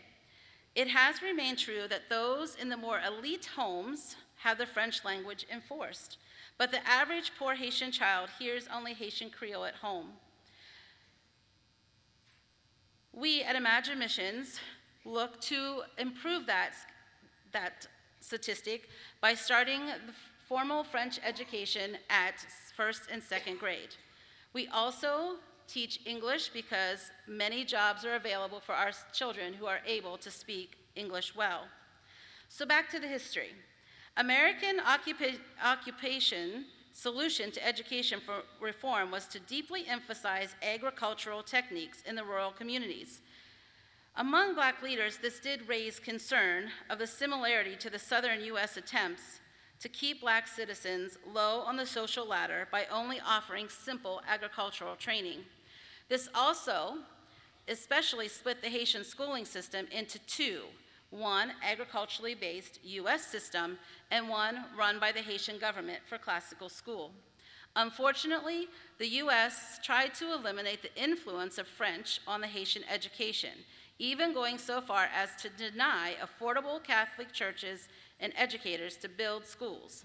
This led to bitterness among both the elite and agricultural students who were promised American scholarships that they never received.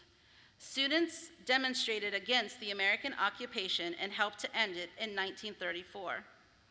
Once the occupation ended, Haiti's leaders in rural and urban education were faced with opportunities for the first time to Haitianize the education system, keeping some aspects of American agricultural, but also the French classic education. But in a way that was relevant to their needs, by Haitians, for Haitians. This was revolutionary. While Haiti Department of Education struggled to replace uneducated teachers with competent instructors, battle illiteracy, and develop relevant curriculum, their budget kept shrinking. Teachers' salaries shrank, and which remains a problem today. After a time of educational reform, Haiti experienced a post-World War II golden age of tourism. At the same time, urbanization spread due to declines in crop prices.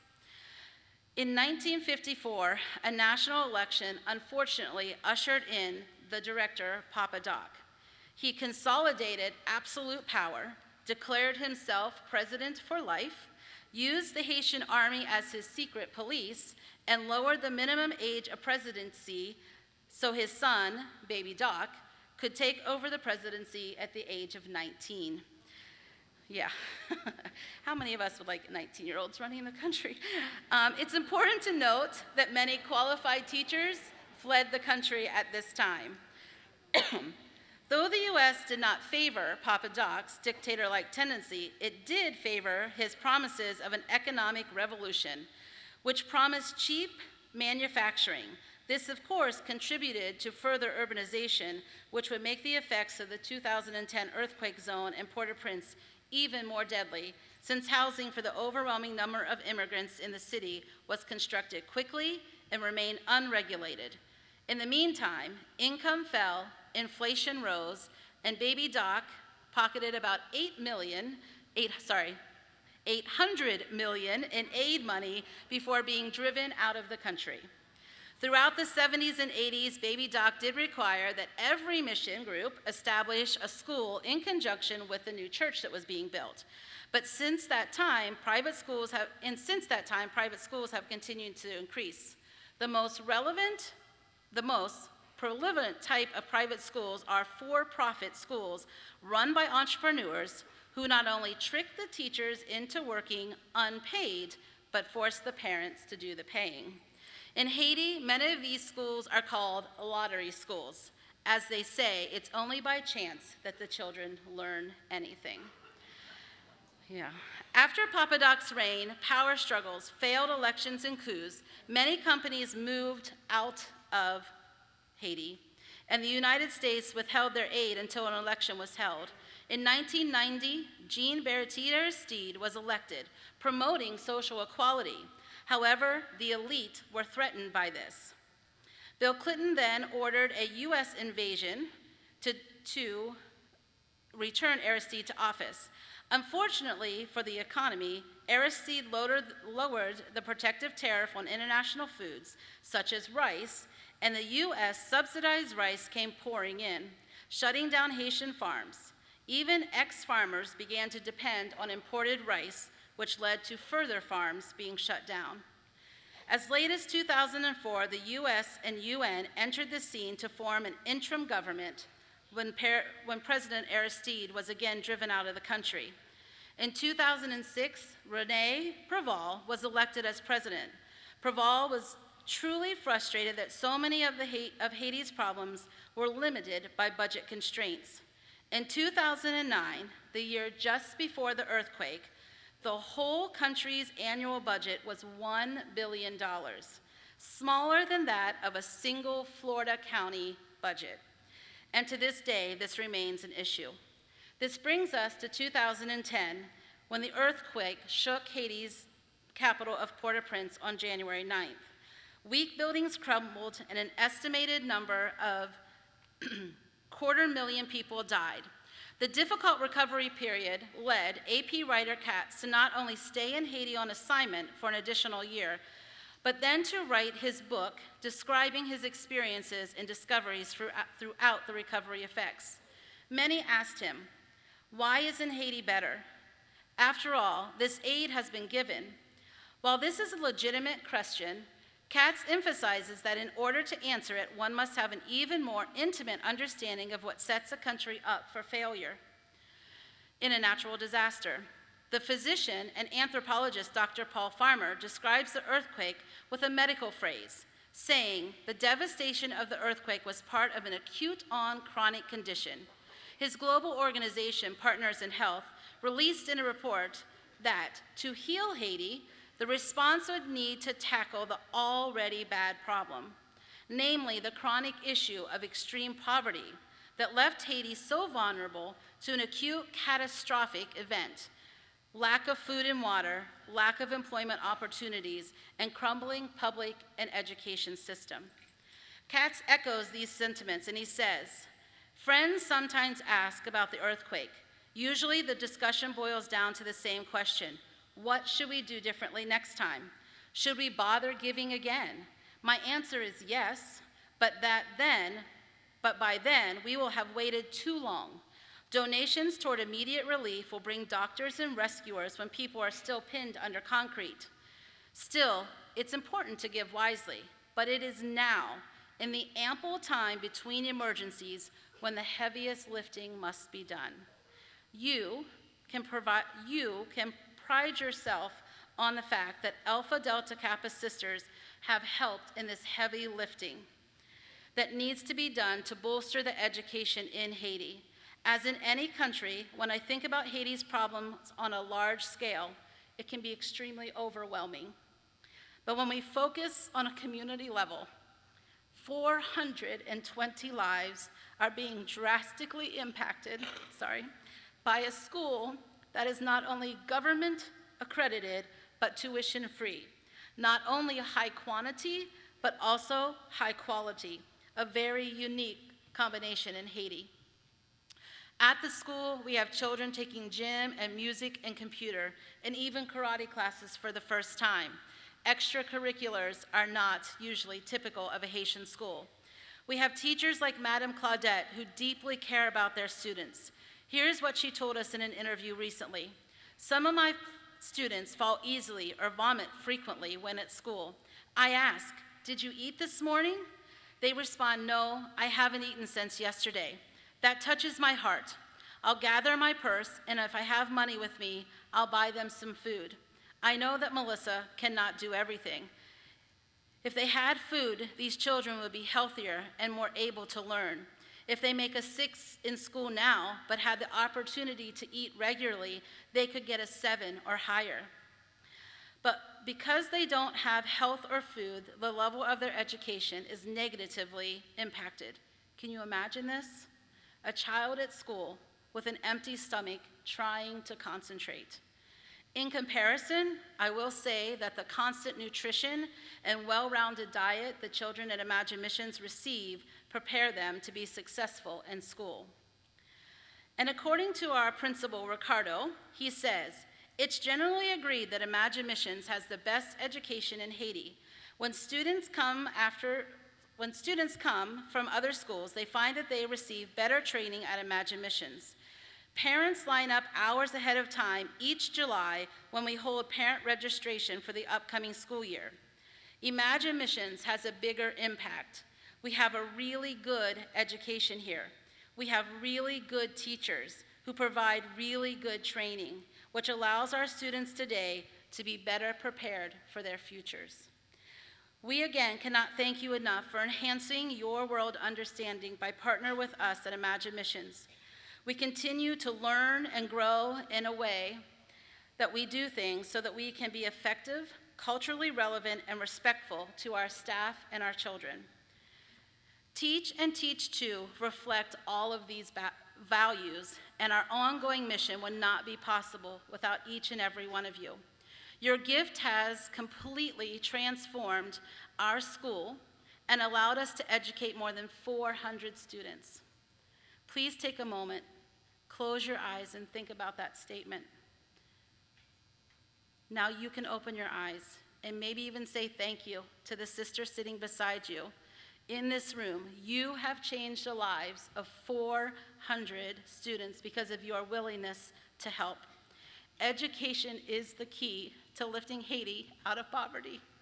And I want to personally thank each and every one of you for all that you have done to be partners with Imagine Missions and helping us to provide high-quality education to the deserving young people in our community and in our home. Your decision as a group to try to make a difference is helping us every day. Thank you so much.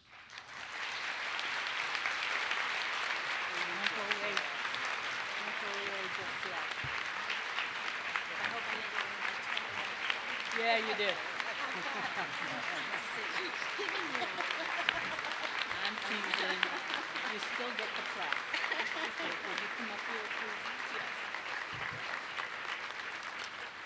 As our Jacqueline Lougheed World Understanding Lecturer, we're awarding Melissa a plaque that says, Alpha Delta Kappa, an international honorary organization for outstanding women educators and dedicated to the promotion of educational excellence, altruism, and world understanding, recognizes Melissa Young as the 2019 Jacqueline Lougheed World Understanding Lecturer, and it's dated today, Minneapolis, Minnesota. Congratulations and thank you.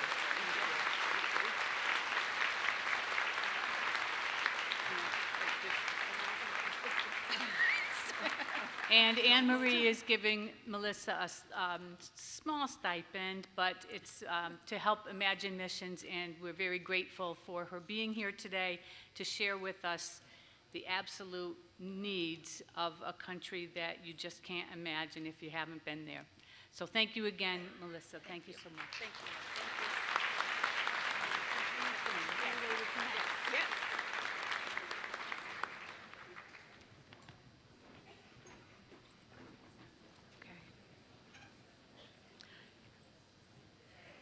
To Robin and the World Understanding Committee, I want to thank you for elevating our appreciation of world cultures and world needs. And just as Melissa is working to change the world, our sisters in each region have actively supported a variety of charitable causes. Here to share their regional altruistic projects are our international vice presidents. They'll pass the mic to each other, but to get the ball rolling, I'm happy to introduce our international vice president for the Gulf region, Sherry Sublett. In August 2017, I made my first visit to San Juan, Puerto Rico, the site of the 2018 Gulf Regional Conference. The planning team discussed possible altruistic projects for the conference. After hearing about the programs at the YWCA located in San Juan, the team decided it would be the perfect project. Then Hurricane Maria changed our plans. The conference was moved to Montgomery, Alabama, and the Alabama sisters immediately embraced the conference. The revised planning team quickly decided that the conference project would remain the YWCA in San Juan. Through donations before and during the conference, we surpassed our goal and raised $30,000. Our donation has helped to replace the roof on the building. Our original plan was to support the wonderful programs offered to women and girls to improve their education and quality of life. By helping to replace the roof, we have fulfilled that original purpose. The programs which impressed us at that first site visit will continue in a new building. Thank you to everyone across the 7 regions of Alpha Delta Kappa for your support of the 2018 Gulf Regional Conference Altruistic Project, the YWCA, in San Juan, Puerto Rico.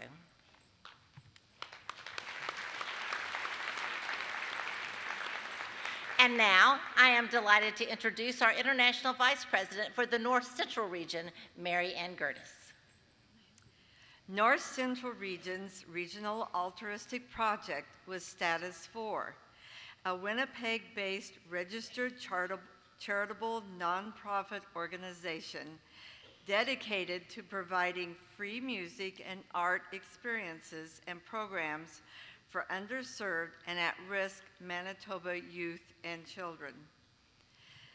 Kevin Gibson, a retired police officer, leads a group of volunteers that provide free access to music and media arts programs that offer inspiration, information, and opportunity to help youth make better choices that will result in a healthy and safe future.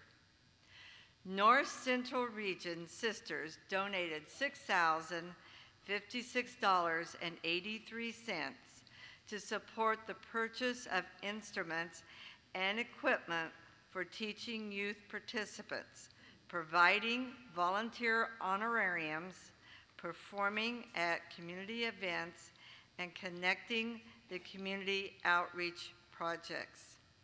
Thank you, North Central Regional Sisters, for your generosity. I'm pleased to introduce our International Vice President for Northeast Region, Judy Bullitt.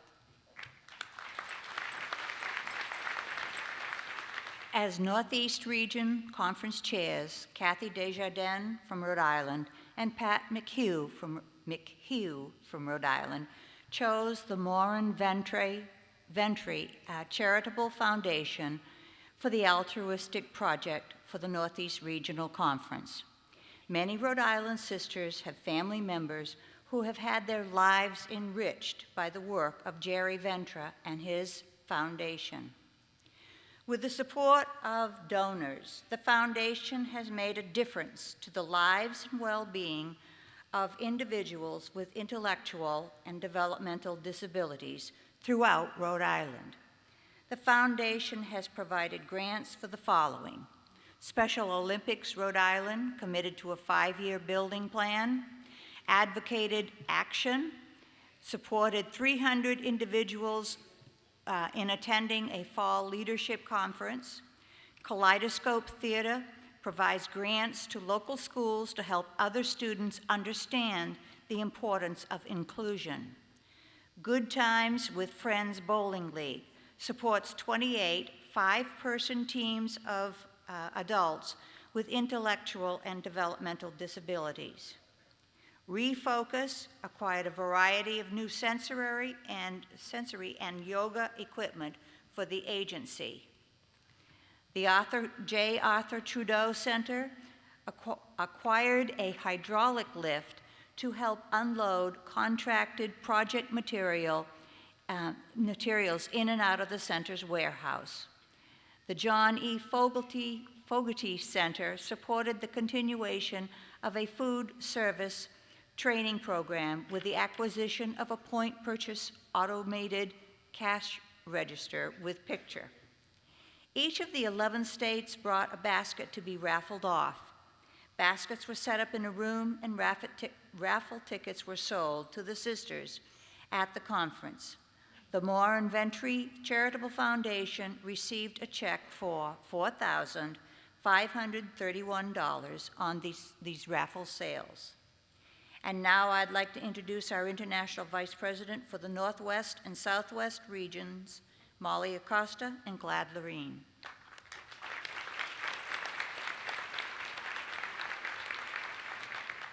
The Ronald McDonald House at the Alaska Native Medical Center in Anchorage was our Northwest-Southwest Joint Regional Conference altruistic project.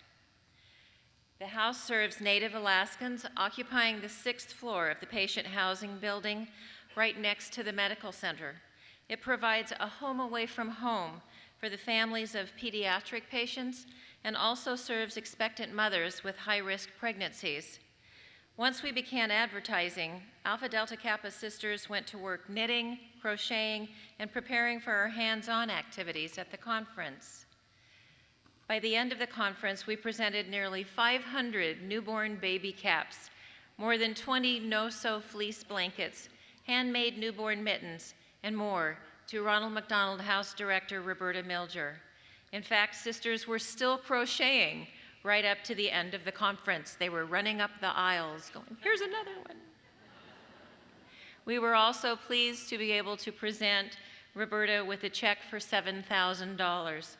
Our Northwest and Southwest sisters truly made a difference.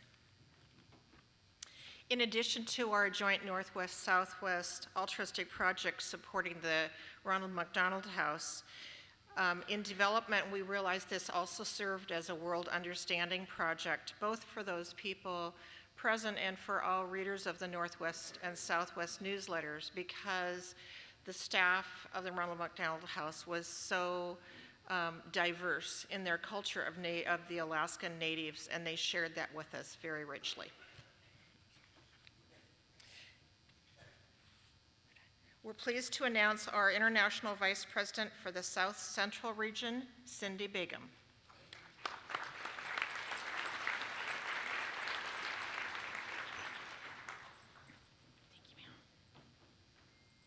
The South Central Altruistic Project was the Kids Count Players of Collin County. This is a volunteer puppet program that educates elementary school children about personal boundaries and how to stay safe from abuse.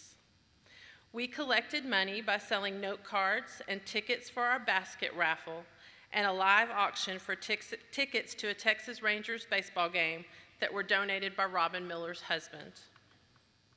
Our final total was $2,726 for the Kids Count Players. I now introduce International Vice President for the South Central region, Marguerite Jones.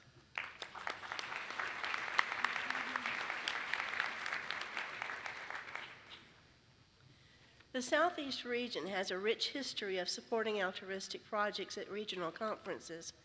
The 2018 altruistic project was Empower for Life. This endeavor is led by Jennifer Cox, who is an active teacher who realized that many of her students were homeless. The students were consumed by survival challenges, and they faced many of them. This caused a lack of motivation to learn. Jennifer develops after-school programs, teaches healthy lifestyles, components that give students a fighting chance to become responsible citizens. We were thrilled to be able to contribute $14,455 to support her mission. Melissa Young, co-director of Imagine Mission in Haiti, was our World Understanding speaker. We contributed school supplies and funds for her to take back with her to her students. Altruism is alive and well in the Southeast region. This concludes our regional altruistic reports, and thank you for your kind attention.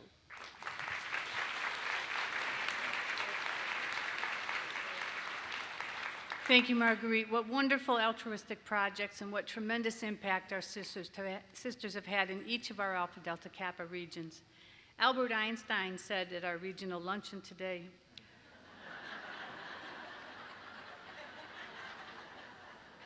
"Only a life lived for others is a life worthwhile."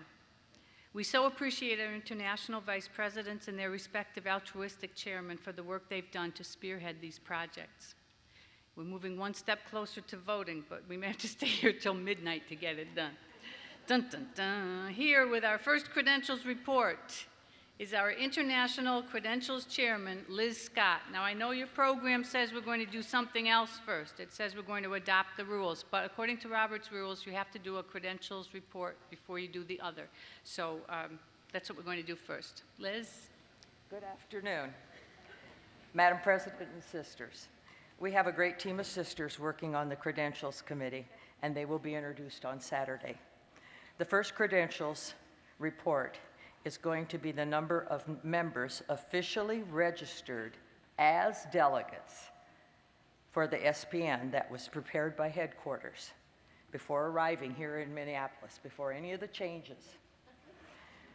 This does not reflect any subsequent changes that you have made.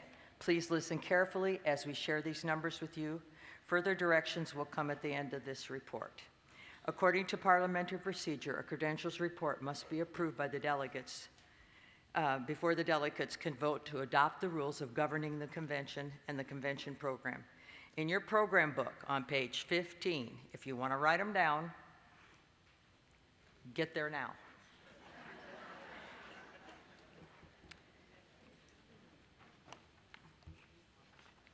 I will start with Gulf region. Alabama, 29. Florida, 43. Georgia, 54. Jamaica, 0. Louisiana, 17. Mississippi, 14. Puerto Rico, 2.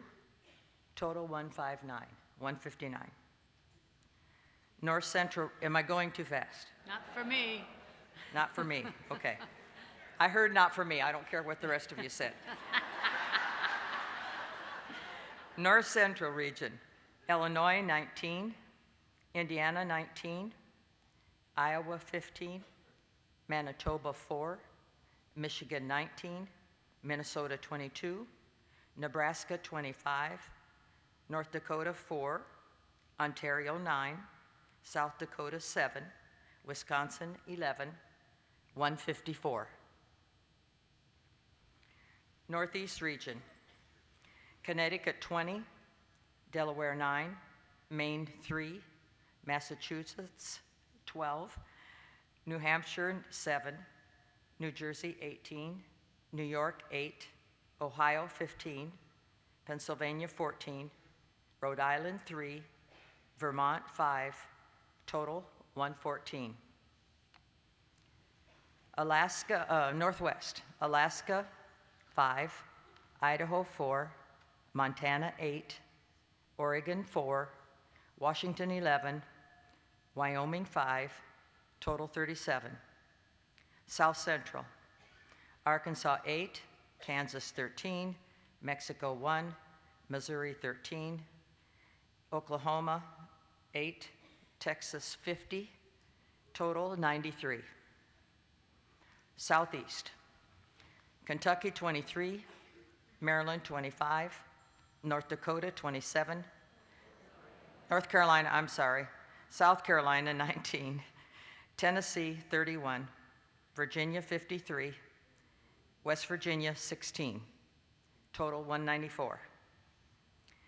Southwest, Arizona, 23, California, 34, Colorado, 18, Hawaii, 28, Nevada, 13, New Mexico, 9, Queensland, 0, Utah, 2, and Victoria, 0, for a total of 127. And for those of you that have already added it up, grand total of 878. 878, Liz? Yes, for the grand total. Thank you. Okay, I move that this first credentials report for the 2019 convention be accepted. There's a motion to accept the first credentials report coming from a committee. It needs no second. All members with purple delegate ribbons are eligible to vote. Are there any questions? This is from headquarters prior to us even coming here. We know it will be different tomorrow morning. Don't worry till tomorrow. Let's forget about If tomorrow. if I don't have you tomorrow, then let me know. Right. Okay, so hearing no objection, we'll proceed to the vote. All those in favor of accepting the first report of the Credentials Committee, please stand.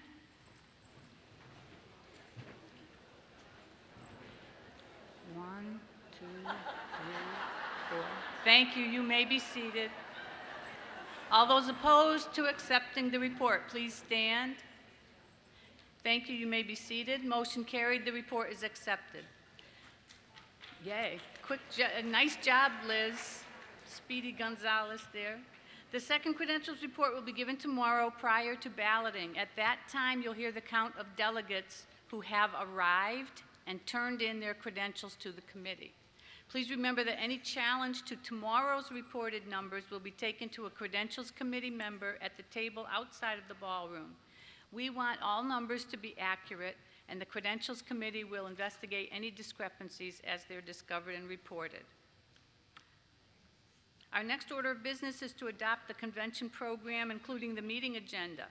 Some changes have occurred since the program went to print, so we appreciate your understanding and cooperation as we note them in our books. Program Coordinator Tess Westover will lead us through the changes that need to be made in the program book. Thank you, Madam President. Sisters, please make these changes in your convention program. On page 2, under Convention Action, please change Sharon Copt, Minnesota Alpha Alpha, to Julie Sorensen, Nebraska Alpha Lambda. That's Julie, Julie, Sorensen, Sorenson, Nebraska Alpha Lambda. Okay, that's Julie Sorensen, Nebraska Alpha Lambda. On page 5 in O Canada, in the third line, please cross out thy sons and replace it with of us. The line should read, in all of us command. Please turn to page 8.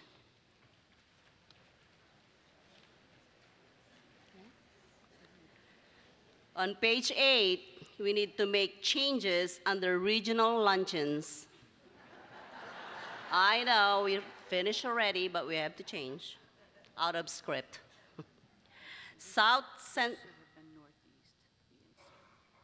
Northeast will be in Conrad B and C. And Southwest will be in Symphony 1 to 2. Okay, now we're gonna stay on page 8. Under the first business session, there are 3 items whose order needs to be changed according to Robert's Rules of Order. The simplest way to record the changes would be to write a small number above each item indicating the order in which they will be considered. Please put a small number 1 near First Credentials Committee report. That item will be considered first. Next, write a small number 2 above convention program. Okay. Finally, the number 3, write a small number 3 above adoption of the rules governing the convention. That's the line right there. We split it in 2, the number 2 and 3. Okay, the resulting order will be number 1, First Credentials Committee report. Number 2, adoption of convention program. Number 3, adoption of the rules governing the convention. Please turn your page to page 11. Moving on to page 11 for session 29 and 30. The rooms have been switched. Session 29 will be held in Marquette 4, and session 30 will be held in Marquette 3.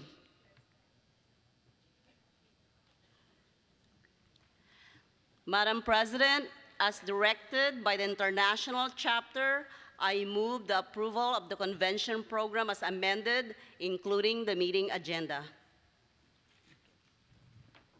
So this excludes the rules of convention. We still have to consider those. But you've heard the motion to approve the convention program, including the meeting agenda. It requires a majority vote. Is there any discussion? No, we were going to change something, but then realized it didn't need to be changed. So apologies for that.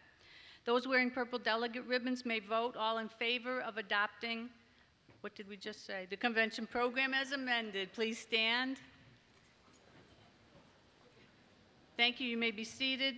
Those opposed to adopting the convention program, please stand. Motion carried. The program is approved. We'll now move to the rules of convention. Tess? Madam President and sisters, the rules governing the convention are printed on page 14 of your program. Unless there is a request to do so, they will not be read. Does anyone object? Now, Robert's Rules of Order calls for reading the rules of convention. That's just his rule. So anyway, does anyone object to not reading the rules?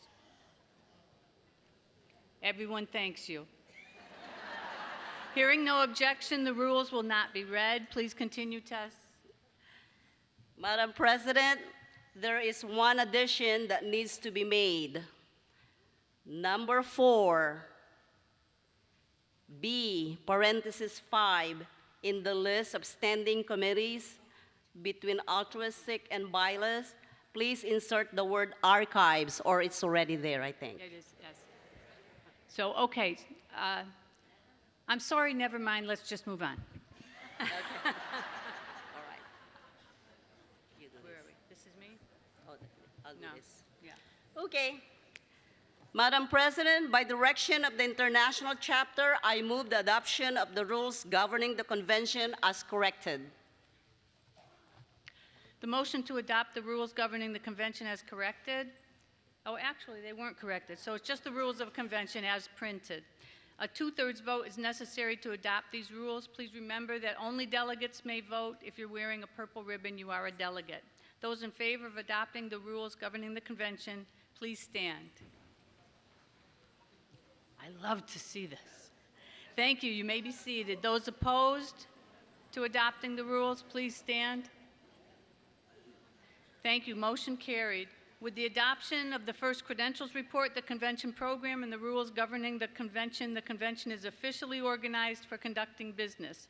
The chair declares the first business meeting of the 31st International Convention to be in session. And it's supper time. If there's no objection, we'll use informal protocol. Thank you, Tess. We'll use informal protocol. Do I hear any objection? Hearing none, please use informal protocol as you address the chair for the convention. To expedite the progress of our business sessions from here forward, the protocol for addressing the chair and the convention attendees shall be Madam President and Sisters or President Sue and Sisters, whichever you prefer. Thank you.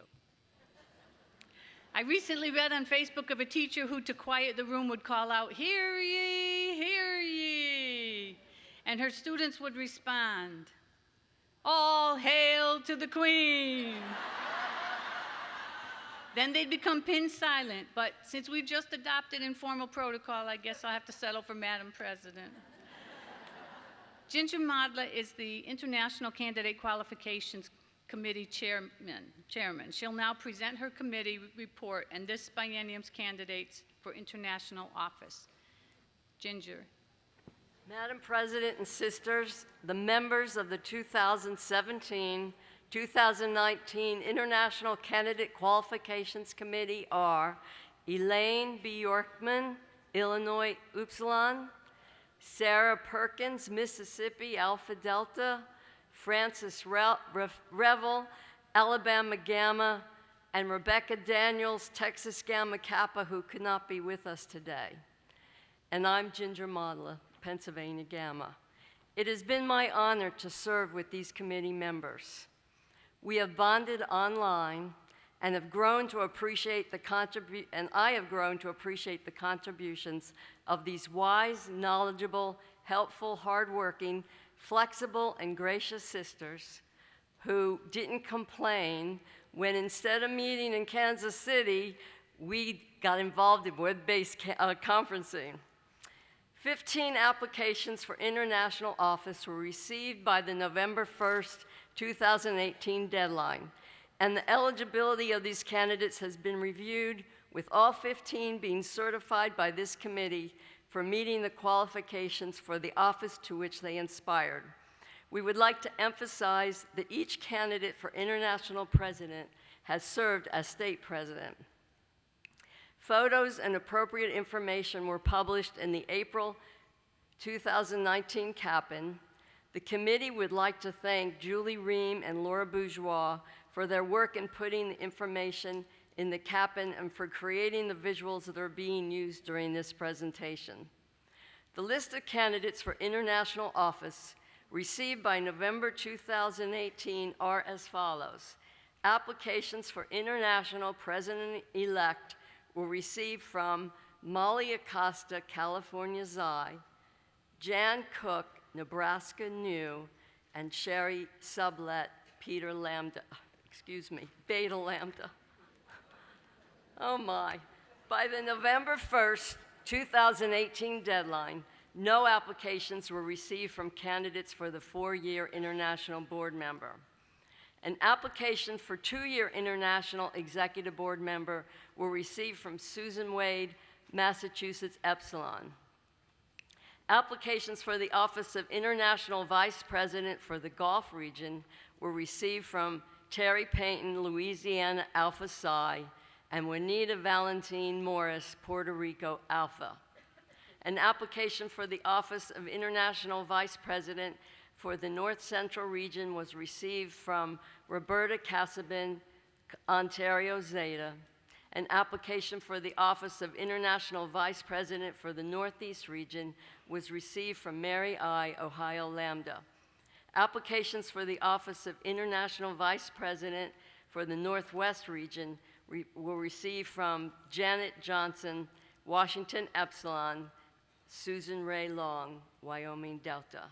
Applications for the office of international vice president for the South Central region were received from Nancy Thompson, Kansas Alpha Alpha, and Cindy White, Arkansas Theta. An application for the office of international vice president for the Southeast region was received from Conway Blankenship, Virginia Gamma Kappa. An application for the office of international vice president for the Southwest region was received from Kitty Nutting, Colorado Alpha Lambda. An application for international vice president for membership was received from Betty Jo Evers, Arizona Iota.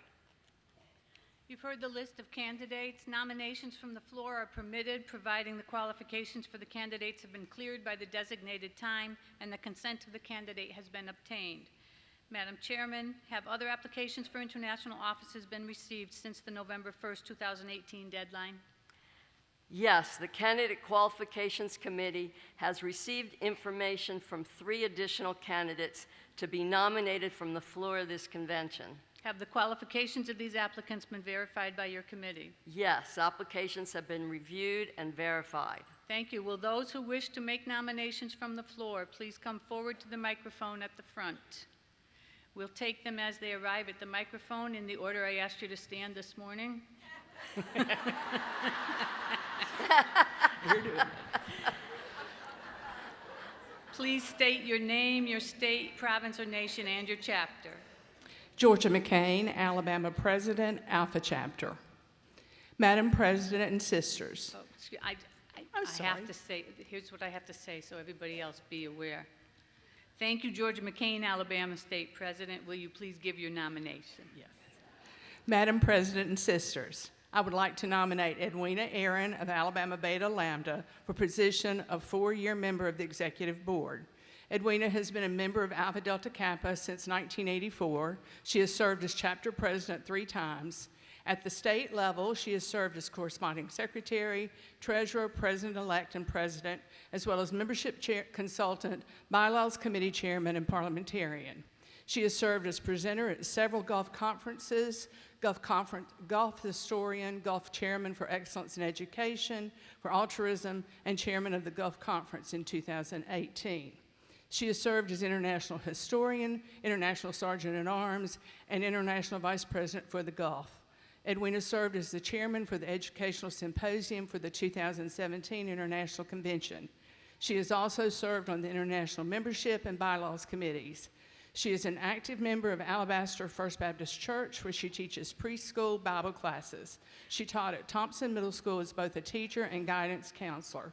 She was chosen as Thompson Middle School Teacher of the Year, as well as Shelby County Teacher of the Year. Since 2008, she has volunteered as a scheduling consultant and office worker. Edwina says that her professional and personal experiences provided by Alpha Delta Kappa have been invaluable. The support of her sisters have gotten her through some challenging times and has enriched her life. Thank you, Georgia. The chair declares Edwina Aaron as a candidate for 4-year member of the International Executive Board of Alpha Delta Kappa. Edwina, will you please join the other candidates at the front of the room for formal presentation? We're now ready for the second nomination. Please state your name, your state, province, or nation, and your chapter. Good afternoon, Madam President and sisters. I am Joyce McAloon, President of Connecticut Alpha Delta Kappa and member of Alpha Gamma Chapter. Thank you, Joyce. Connecticut State President, will you please give your nomination? Yes, I will. It is my honor and pleasure to nominate Charlene Loria for the 4-year Executive Board member. Charlene has been a member of Connecticut Kappa for 34 years, serving as chapter president from 1990 to 1992. She has served on the Connecticut Executive Board as Sergeant-at-Arms, historian, and was state president from 2000 to 2002. For the Northeast region, Charlene was the co-chairman of the 2004 Northeast Regional Conference, the 2019 Regional Conference Technology Chair, and a frequent workshop presenter. At the international level, Charlene has served as a 2-year executive board member, Sergeant-at-Arms, and International Vice President of the Northeast region, while also serving as a member and/or chairman of 19 different committees. She has formally represented the international chapter and the executive board at 4 state conventions and regional conferences. Charlene is currently the chairman of the International Archives Committee. So it is with great pleasure that her Connecticut sisters and I nominate Charlene Loria for position of 4-year executive board member. Thank you, Joyce. The chair declares Charlene Loria as a candidate for 4-year member of the International Executive Board of Alpha Delta Kappa. Charlene, will you please join the other candidates at the front of the room for formal presentation? We're now ready for the third nomination. Please state your name, your state, province, or nation, and your chapter. Kathy Kohlmeyer, Missouri State President, Alpha Epsilon. Thank you, Kathy Kohlmeyer, Missouri State President. Will you please give your nomination? Madam President and sisters, it is my pleasure to nominate Brenda Smith for four-year executive board member. Brenda has been a member of the Missouri Beta Lambda for 25 years, serving as chapter president in 2004 to 2006 and Missouri State President in 2010 to 2012. Her service to Missouri includes holding numerous chapter offices and following state offices, State Sergeant at Arms, Corresponding Secretary, and Chaplain. At the regional level, Brenda has served as the South Central Regional Chaplain, Professional Development and Scholarship Chair, and as a presenter. At the international level, Brenda has served as the President of International Council of Presidents and is currently the immediate past International Vice President for the South Central region. She has served on the International Membership Committee, the IVP Guidelines Committee, the Professional Development Committee, and the International Theme Committee. Currently, she serves as Missouri Sergeant at Arms and South Central Regional Professional Development and Scholarship Chair. It's with pleasure that her Missouri sisters and I nominate Brenda Smith for the four-year executive board member. Thank you, Kathy. The chair declares Brenda Smith as a candidate for four-year member of the International Executive Board of Alpha Delta Kappa. Brenda, will you please join the other candidates at the front of the room for formal presentation? Ginger, are there any other nominations? No, Madam President. Since no other applications for offices have been received for verification by the Candidate Qualifications Committee prior to the deadline, the chair declares there's no further intent to nominate and nominations are closed. Ginger will now make the formal presentation of candidates for international office. We are now ready to proceed with the presentation of the candidates. All candidates will be introduced in the same order as the preceding report and as in the Kappan, adding the candidates nominated from the floor. Information sheets on those nominated from the floor have been given to you as you registered. Each candidate will have one time minute to address a question formulated by the committee specifically relating to the office she is seeking. The candidates receive their question prior to the convention. Please hold your applause until all the candidates per office have spoken. Members of the candidates' qualification will serve as timekeepers. They are seated right in front of the candidates. Would the candidates for international president-elect please come to the stage? They are Molly Acosta, California Xi, Jan Cook, Nebraska Nu, and Sherry Sublett, Alabama Beta Lambda. Your question is, what positive changes for Alpha Delta Kappa do you propose for the next 2 years, and how do you see yourself implementing these changes? Alpha Delta Kappa in the next 2 years is to strengthen the connections within our organization in order to effect positive change organization-wide. You, our members, are our greatest strength. I believe we can better utilize our members' experience and expertise in order to concretely increase the value of membership and aid in recruiting, retaining, and reinstating members. The Leadership Committee was tasked this biennium to create a mentoring program for members. The committee, of which I am chairman, has developed the ADK Connect program.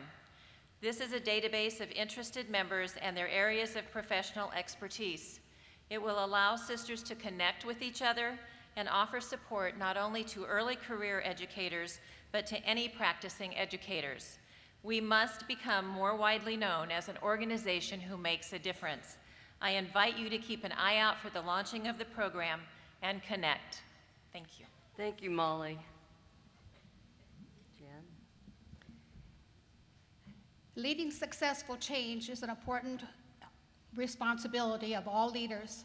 And in our rapid changing, instant gratification world in which we live, it is important that Alpha Delta Kappa be responsive to change, yet keep the mission alive in our hearts.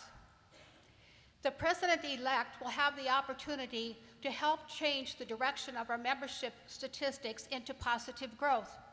There are two ideas to do this. First, let's put more emphasis on all our actively teaching members and help Alpha Delta Kappa to grow to become the go-to professional organization of choice and keep them engaged. Second, Let's place in the hands of all the chapter membership chairmen ready-to-use materials that they can use for monthly meetings to recruit and reinstate as well as retain their members. Change is good. If it doesn't work, change the plan, not the goal. Thank you, Jan.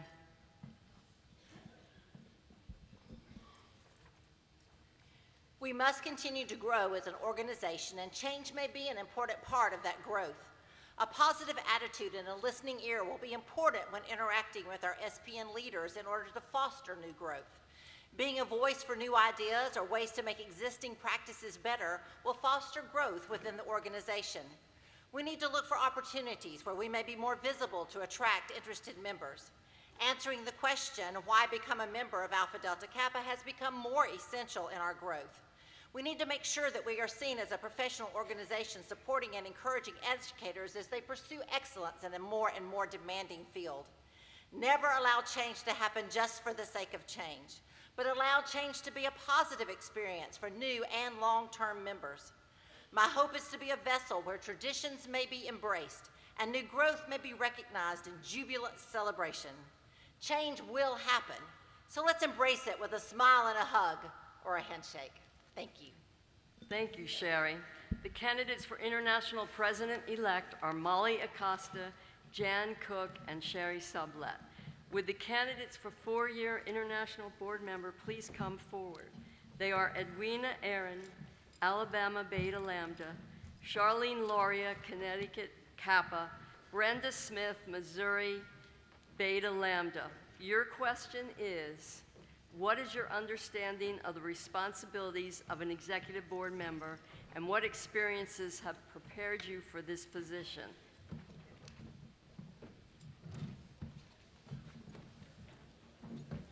Ready when you are. Good afternoon. Members of the Alpha Delta Kappa Executive Board are charged to work together to implement the financial, legal, and policy decisions for our sorority. They have an obligation to serve the best interest of all members while safeguarding the future of Alpha Delta Kappa.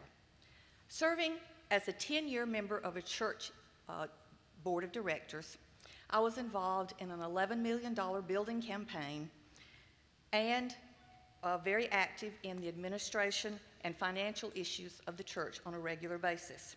A total rewrite of the church bylaws, in addition to the development of policy manuals, gave me great insight into running a large organization. Thank you.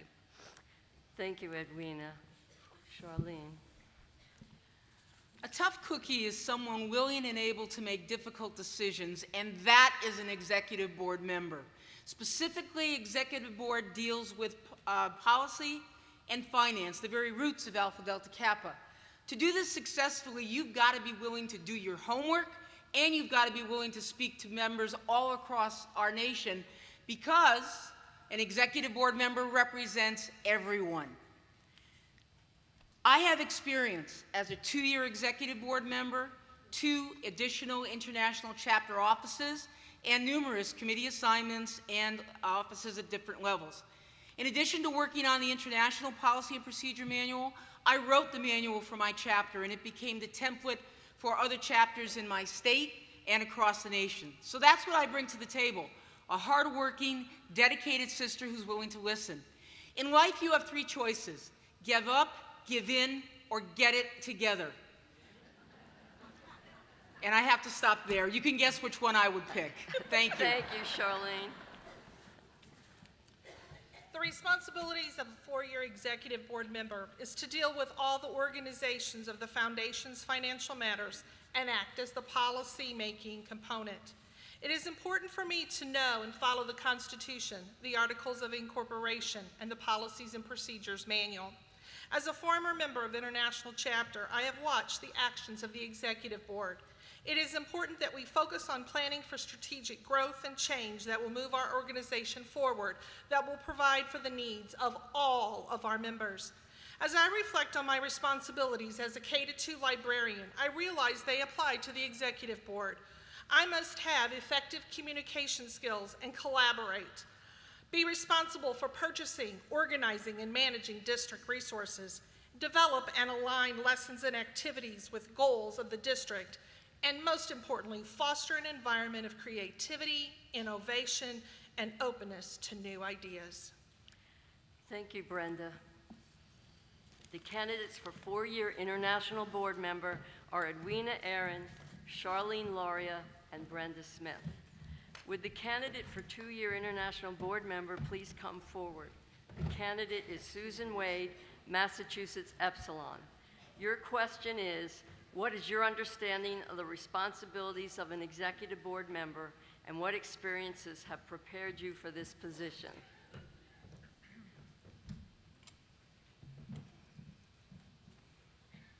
As a member of our International Executive Board, it will be my responsibility to use my knowledge of our policies and procedures, international bylaws, and other guiding documents to actively contribute at Executive Board and International Chapter meetings and with committee work to help move Alpha Delta Kappa forward in this next biennium.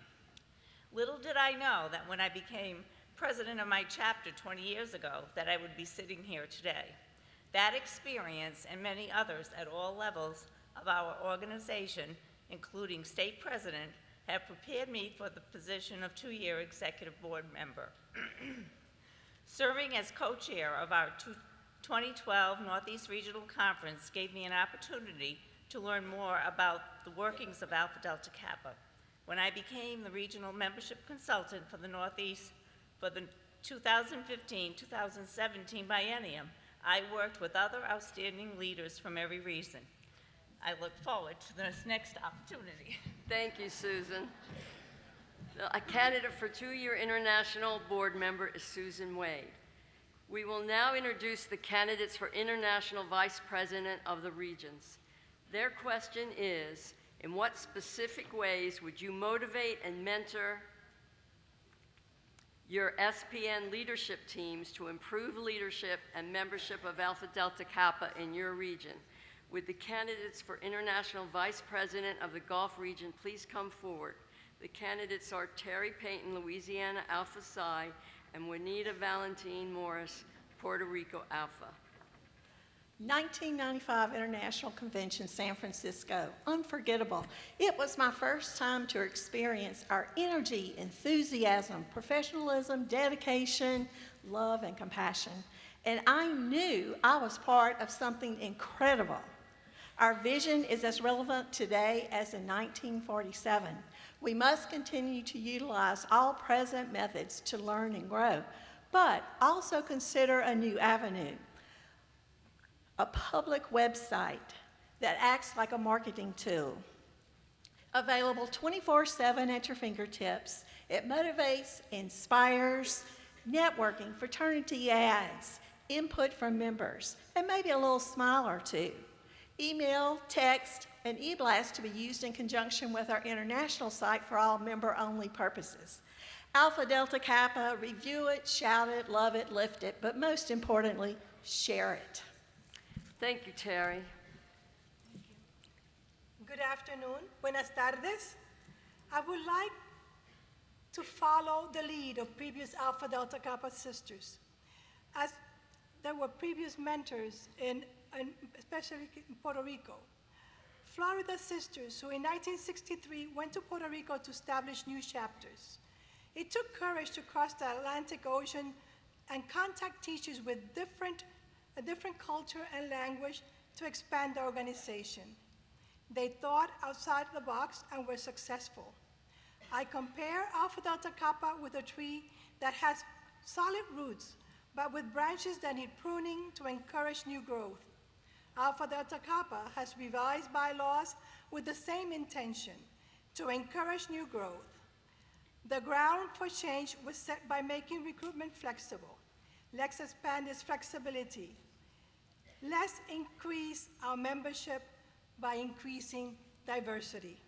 Let's grow our membership. Thank you. Thank you, Juanita. The candidates for vice president of the Gulf region are Terry Payton and Juanita Valentine Morris. Would the candidate for International Vice President for the North Central Region please come forward? The candidate is Roberta Casaban, Ontario Zeta. Every sister who accepts the position of International Vice President recognizes that communication and availability are the significant aspects of the role. What sets each biennium apart is the unique leadership of every International Vice President. I am an advocate for a respectful, collaborative leadership style. As a member of the North Central Regional Team, I will assist identifying areas of opportunity for growth and/or modification. Together, we will summon the courage to rework strategies and develop new approaches to address the challenges facing Alpha Delta Kappa in a changing world. These opportunities hold the potential for membership growth, and through the execution and analysis of our efforts, we will gain insight into our best practices. This team effort can only result in a win-win for all who are engaged members of the North Central Region Leadership Team. Thank you, Roberta. The candidate for International Vice President for the North Central Region is Roberta Casaban. Would the candidate for International Vice President of the Northeast Region please come forward? The candidate for International Vice President for the Northeast Region is Mary I. Ohio Lambda. Leadership is the art of motivating a group of people to act towards achieving a common goal. It is the ability to inspire others through a shared vision and to create an environment where people feel valued. It also includes the ability to identify new leaders and to provide them with effective coaching and mentoring to build their leadership skills. Finally, it is the ability to use a variety of communication strategies to reach each and every member. The International Vice President must play an integral role in providing this leadership in order to inspire, motivate, and mentor current and future ADK leaders. Some essential ways to motivate and mentor the leadership teams include the following actions: listen, validate, acknowledge, plan, communicate, encourage, recognize, and celebrate. To motivate is to cause to be enthusiastic.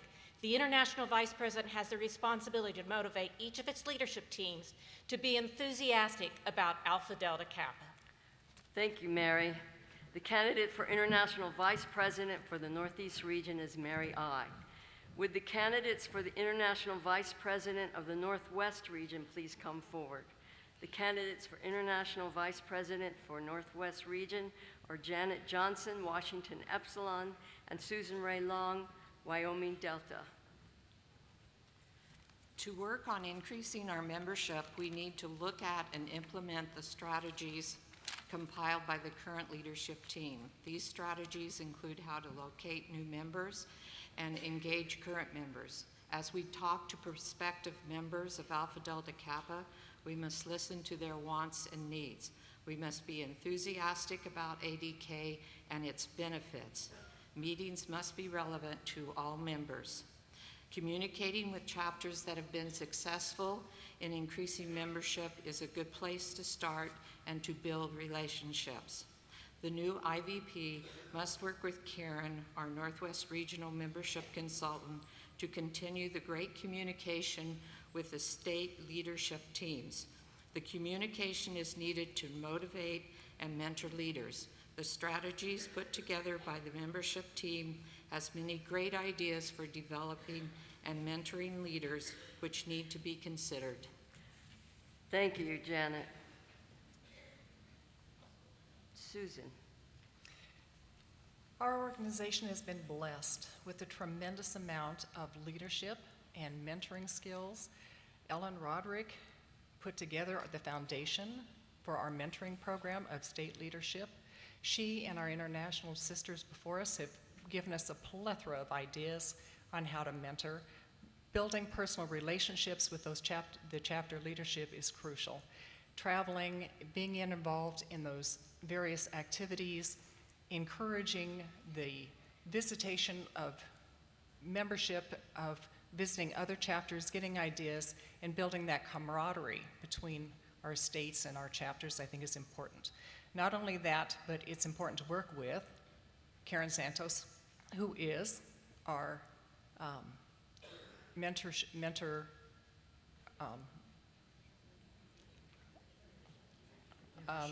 our membership consultant, and she's done a wonderful job.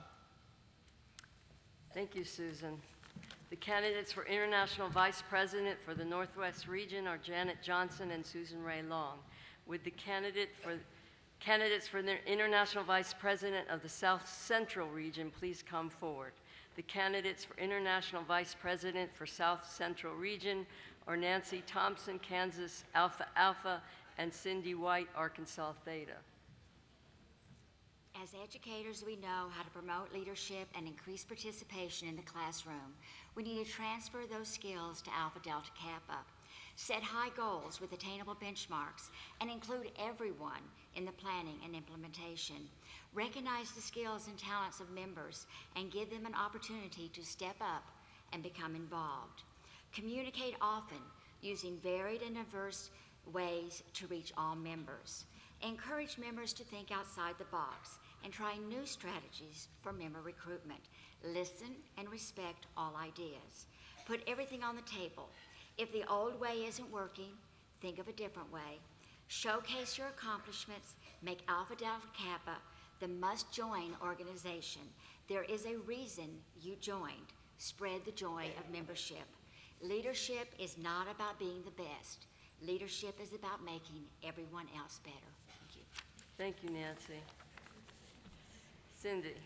As an organization, the Sisters of Alpha Delta Kappa are continually searching for new and innovative strategies to promote our sorority.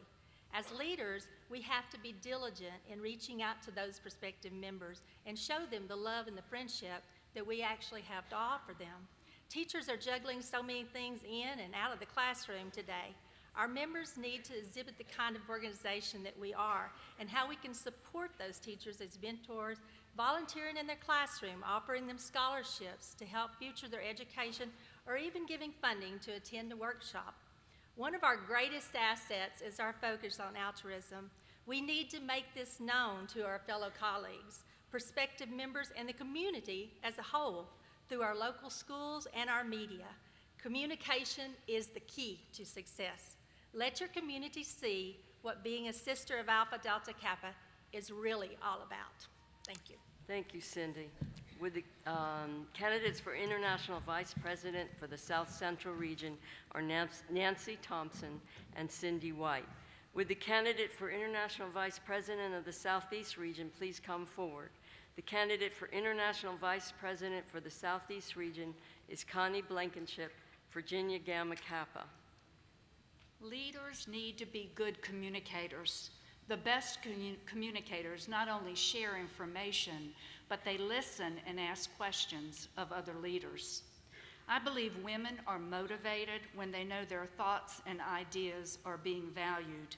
By working as a team, listening and sharing ideas, answering questions, and using creative problem-solving strategies, we will continue developing leadership skills and increase our pool of available potential leaders throughout the region. Membership challenges exist across our 7 states. I envision a strong, supportive relationship with our new regional membership consultant. Together, we will work to improve membership in our region. Implementing a team approach that values contributions of leadership team members will result in improved leadership and membership in the Southeast region. Thank you, Conway. The candidate for International Vice President for the Southeast region is Conway Blankenship. The candidate for International Vice President for the Southwest region is Kitty Nutting. Would the candidate for International Vice President of the Southwest region please come forward? When I joined Alpha Delta Kappa, it came with many mentors and examples of what a member should be, what a leadership should do, what a leader should do. And I'm a firm believer that in order to recruit new members, we have to be enthusiastic about our own membership. And I think it shows through when we invite someone to come with us to something we enjoy. I think that being a member is a gift that we're given. And I think to encourage those new members, strengthen them, support them, nourish them, is the only way they're going to stick with us and show their enthusiasm. Leaders need guidance. They need those who have gone before them to set the example for them in many ways. Thank you. Thank you, Kitty. The candidate for International Vice President for the Southwest Region is Kitty Nutting. Would the candidate for International Vice President for Membership please come forward? The candidate for International Vice President for Membership is Betty Jo Evers, Arizona Iota. Your question is, how will you and the International Membership Committee work to energize and expand Alpha Delta Kappa membership? Good afternoon. Membership is the heartbeat of Alpha Delta Kappa. The IVP for membership works closely with the 7 RMCs, partnered with the 7 regional IVPs to energize and expand our membership. This committee is boldly invested in membership development. Our priority will be to create strategies, documents, incentives, and materials to help motivate and energize you, our current members, with the goal to increase our membership. Our work will be based on input from and incorporation with our members and our membership consultants. We will provide trainings that are supported by research, our bylaws, and at the direction of International Chapter. Membership may begin with me and on paper, but in reality, our Alpha Delta Kappa membership is you, us, and we, working together with boots on the ground, moving forward, and making progress. Thank you. Thank you, Betty Jo. The candidate for International Vice President for Membership is Betty Jo Evers. The committee has certified that all candidates being presented to you have met the qualifications for office, and I think we should all give them a hand for offering.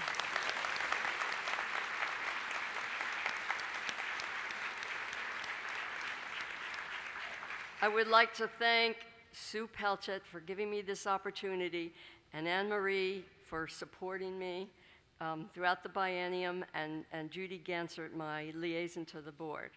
Madam President, I move to accept this report of the International Qualifications Committee. It's been moved to accept the report of the International Candidate Qualifications Committee. Coming from a committee, it needs no second. A majority vote is required to pass the motion. All in favor, say aye. Aye. All opposed? Thank you. The ayes have it. Motion carries. Thank you, Ginger, and thank you to all who volunteered to serve at the international level for the 2019-2021 biennium. Our balloting will take place tomorrow. There's another small report that we're going to take over to tomorrow, and at this point, we're getting ready to wrap up for the day. Can we have the slide of our prize winners, please? And Tess, if you have any announcements. Do you have any announcements? Let's see. I have one ticket for the evening of entertainment. If anybody needs a ticket, please see me. Okay, this announcement is for the Connecticut Sisters. You're asked to report to the left side of the room at the end of today's session. And also those people who are wondering where's the evening of entertainment is going to be here in this ballroom. Thank you. All right, sisters, also an announcement. Go to the international website under International Convention to get the floor plan for the Hilton Minneapolis, if you're looking for that. The ICP meeting will follow in the Marquette rooms.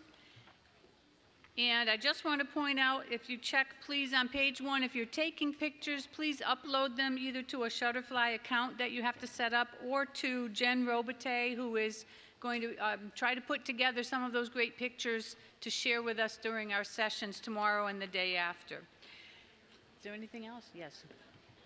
Okay, well, I think we are going to adjourn for the day, and we'll see you all tomorrow, and we'll see you tonight at the Mystical Magic event in Minnesota.